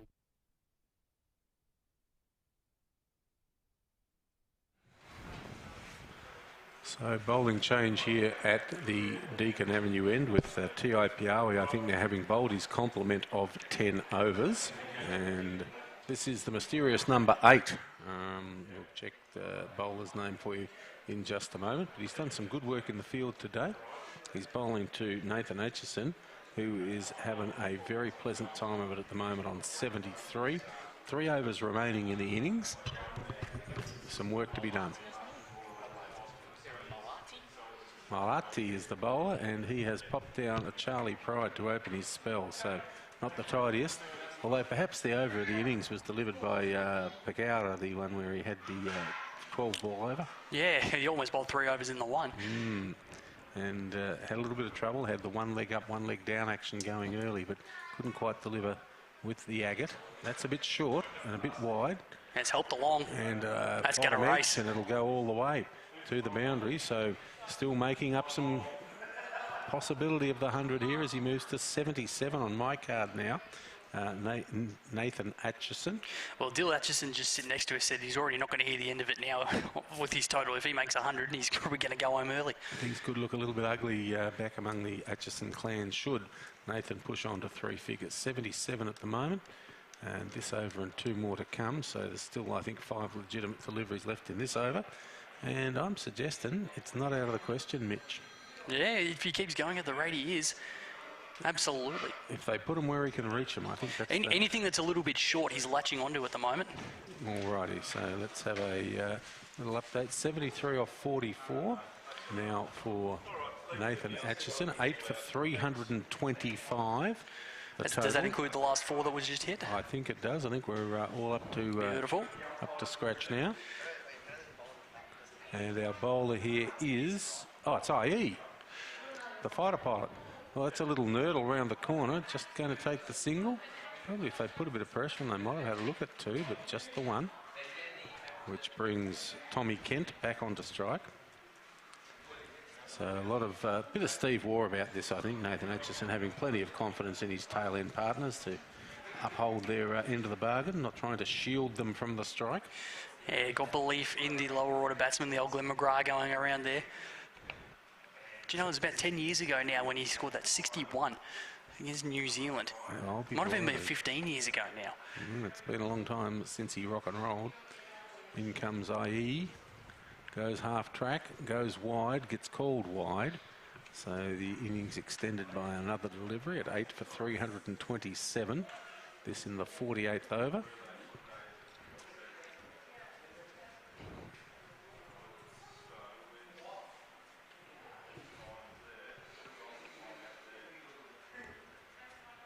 And a dot ball. So I think it's evident, Mitch, who is the more dangerous of the two batsmen out there at the moment, and he happens to be the one at the non-striker's end. Yeah, try to rotate strike as much as they can, I guess, in these last few overs.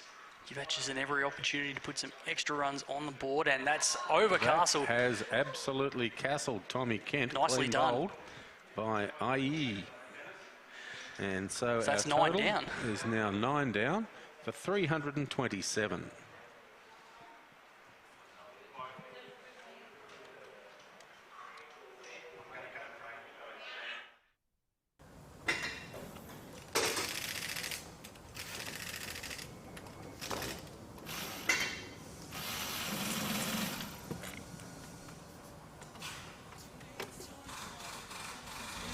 Playing good times, great wine, and fabulous food.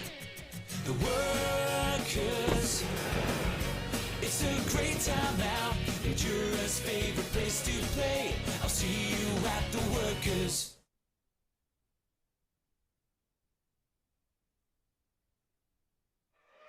So our last man heading to the crease now is, I believe, the skipper of the Honey Badgers. He's certainly the, I guess, the glue that holds the team together in Sam Rintoul from the Horsham Saints. And he wanders out now to join Nathan Atchison, who has had an exemplary hand of 78 off 46. And Sam Rintoul has assured Anthony Telfer, our Willowfest Supremo, that he cannot bat.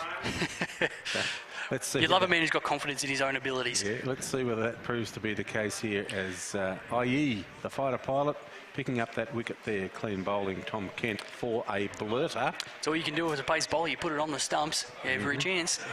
They miss, you hit, and just looking to nurdle a single here, I think, give as much of the strike as possible to Nathan Atchison with a little over 2 overs remaining in this innings.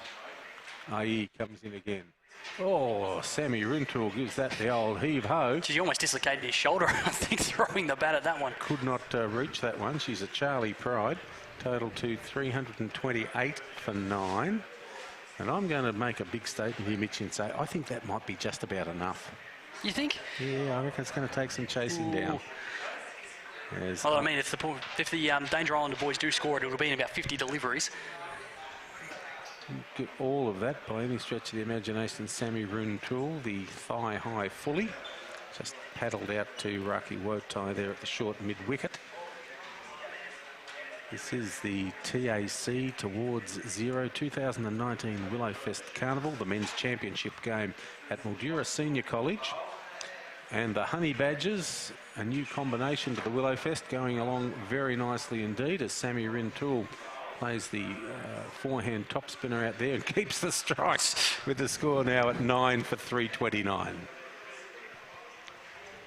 When you think of water tanks, think global. Global roto-molding, that is, with a wide range of great value water tanks for home, farm or industrial use. Whatever the need, Global Roto-Molding has a tank to suit. For your new tank, contact Global Roto-Molding now.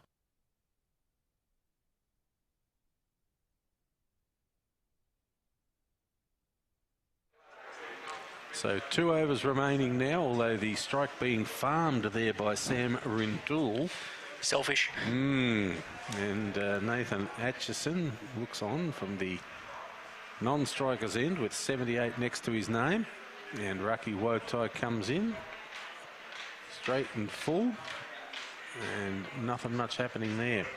Probably could have been a single on offer. Not too many fielders wanted to go in and get it. No, I think a few of the Danger Islander boys are going to be pretty happy when the 50 overs is up or the 10th wicket is taken, whichever comes sooner. A couple of wickets for Ula Henry, couple for Rupina today. And generally speaking, a pretty tough time in the field for the Islanders, and that's it. Nice and straight and full. Rintoul playing a classic forward defensive shot there, and his stumps are disturbed as he becomes the 10th and final wicket bowled there by Raki Wotai. And we have got a not-out batsman, Nathan Atchison, finishing on 78, I reckon. And so that leaves us with a total score from the 50 overs of... maybe you know how to operate this iPad, Mitch, because I've got no idea. If you can just see if you can find us what we're looking for there. And we have seen off 48.4 overs, a total of 329 all out for the Honey Badgers. The scores there: Lucas Reyes Colvin 29, Dylan Atchison 37, Sam Leith 38, Jackson Kent 65, Billy Ford 15, 78 not out for Nathan Atchison, 13 for Nick Hudson, 5 for Brock Hammerstone, 5 for Tom Beasley, Tom Kent naught, and 1 for Sam Rintoul. And that is the scorecard in brief for the Honey Badgers innings of 329 all out. We'll move into the lunch break now and be back to live stream the second innings for you in around about 40 minutes' time.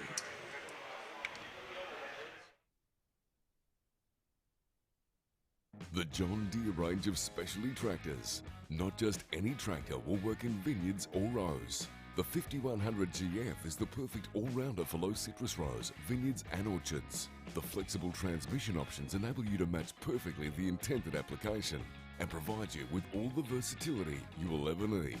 It has the power to do the job from 75 to 100 horsepower with torque rise up to 40%. John Deere, available at Hoisler's.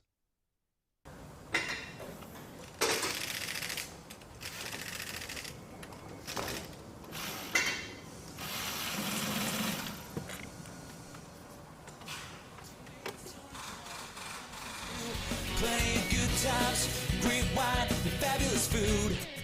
The workers, it's a great time out. Endura's favorite place to play. I'll see you at the workers.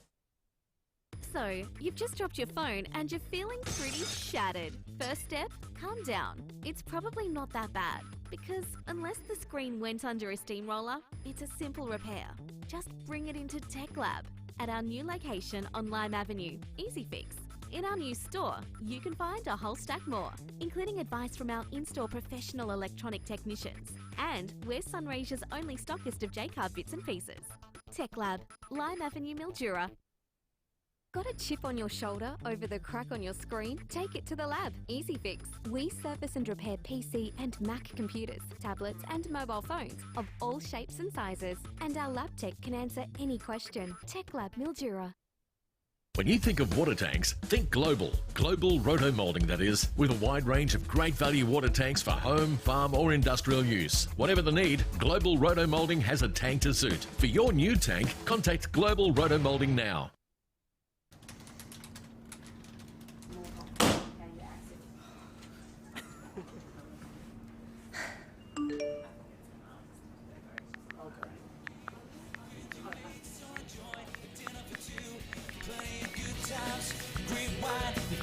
Food, the workers, it's a great time out.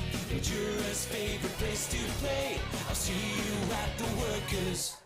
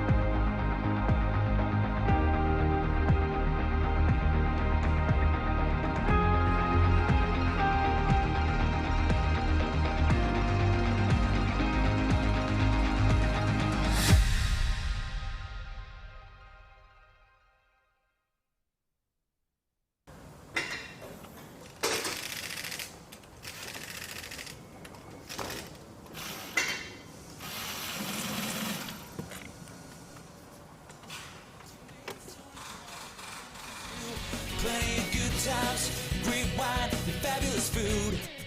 The workers. It's a great time out.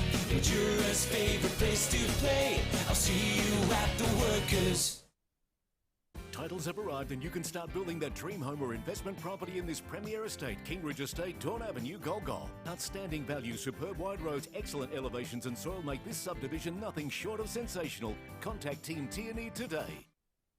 Save now at Hoisler's for a limited time. Own a John Deere compact tractor at 0% finance. Farming, construction, landscaping and maintenance is a breeze with commercial grade attachments like a digger, backhoe, front end loader, mower, sprayer and more. Finance yours today at Hoisler's. Got a chip on your shoulder over the crack on your screen? Take it to the lab. Easy Fix. We service and repair PC and Mac computers, tablets and mobile phones of all shapes and sizes. And our lab tech can answer any question. Tech Lab Mildura.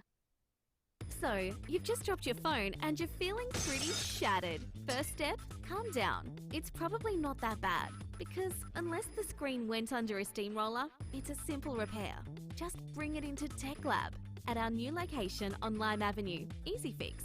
In our new store, you can find a whole stack more, including advice from our in-store professional electronic technicians.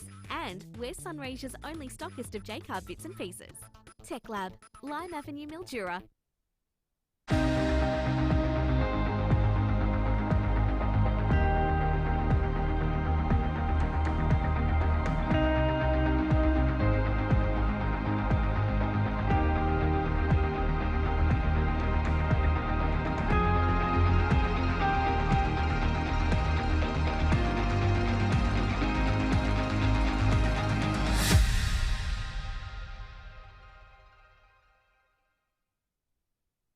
Changing real estate agencies is as easy as ABC. If you have an investment property and want a fresh and energetic approach, make the change to Tierney Real Estate. We can do this within 24 hours. It only takes one phone call and we do the rest. Plus, you'll abolish statement fees, email fees and end of financial year fees. We want more properties to manage, so remember, changing to Tierney Real Estate is as easy as 1, 2, 3. Tierney Real Estate, the local family franchise. Titles have arrived and you can start building that dream home or investment property in this premier estate, Kingridge Estate, Dawn Avenue, Golgol. Outstanding value, superb wide roads, excellent elevations and soil make this subdivision nothing short of sensational. Contact Team Tierney today.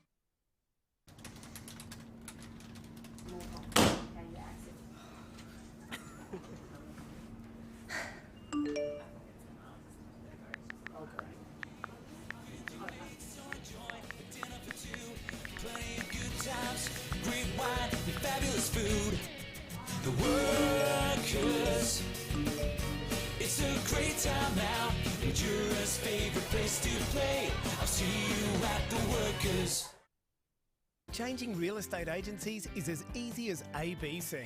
If you have an investment property and want a fresh and energetic approach, make the change to Tierney Real Estate. We can do this within 24 hours. It only takes one phone call and we do the rest. Plus, you'll abolish statement fees, email fees and end of financial year fees. We want more properties to manage, so remember, changing to Tierney Real Estate is as easy as 1, 2, 3.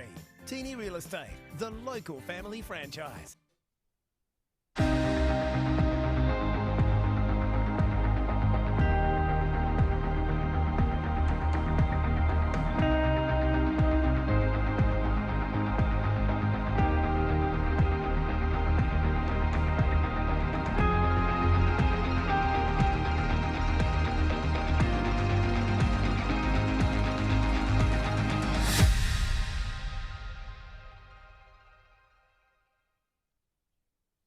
Make hard work easy with a John Deere compact utility tractor from the range at Hoisler's. Farming, construction, landscaping and maintenance is a breeze with multiple hard-working attachments and implements. Right now, take on all the jobs your property demands, priced from $13,200 right away. Backed by a 6-year powertrain warranty. Commercial grade attachments add versatility and muscle. Digger, backhoe, front-end loader, mower, sprayer and more. Finance yours now at 0% finance for a limited time. View the full range of John Deere compact utility tractors at Hoisler's.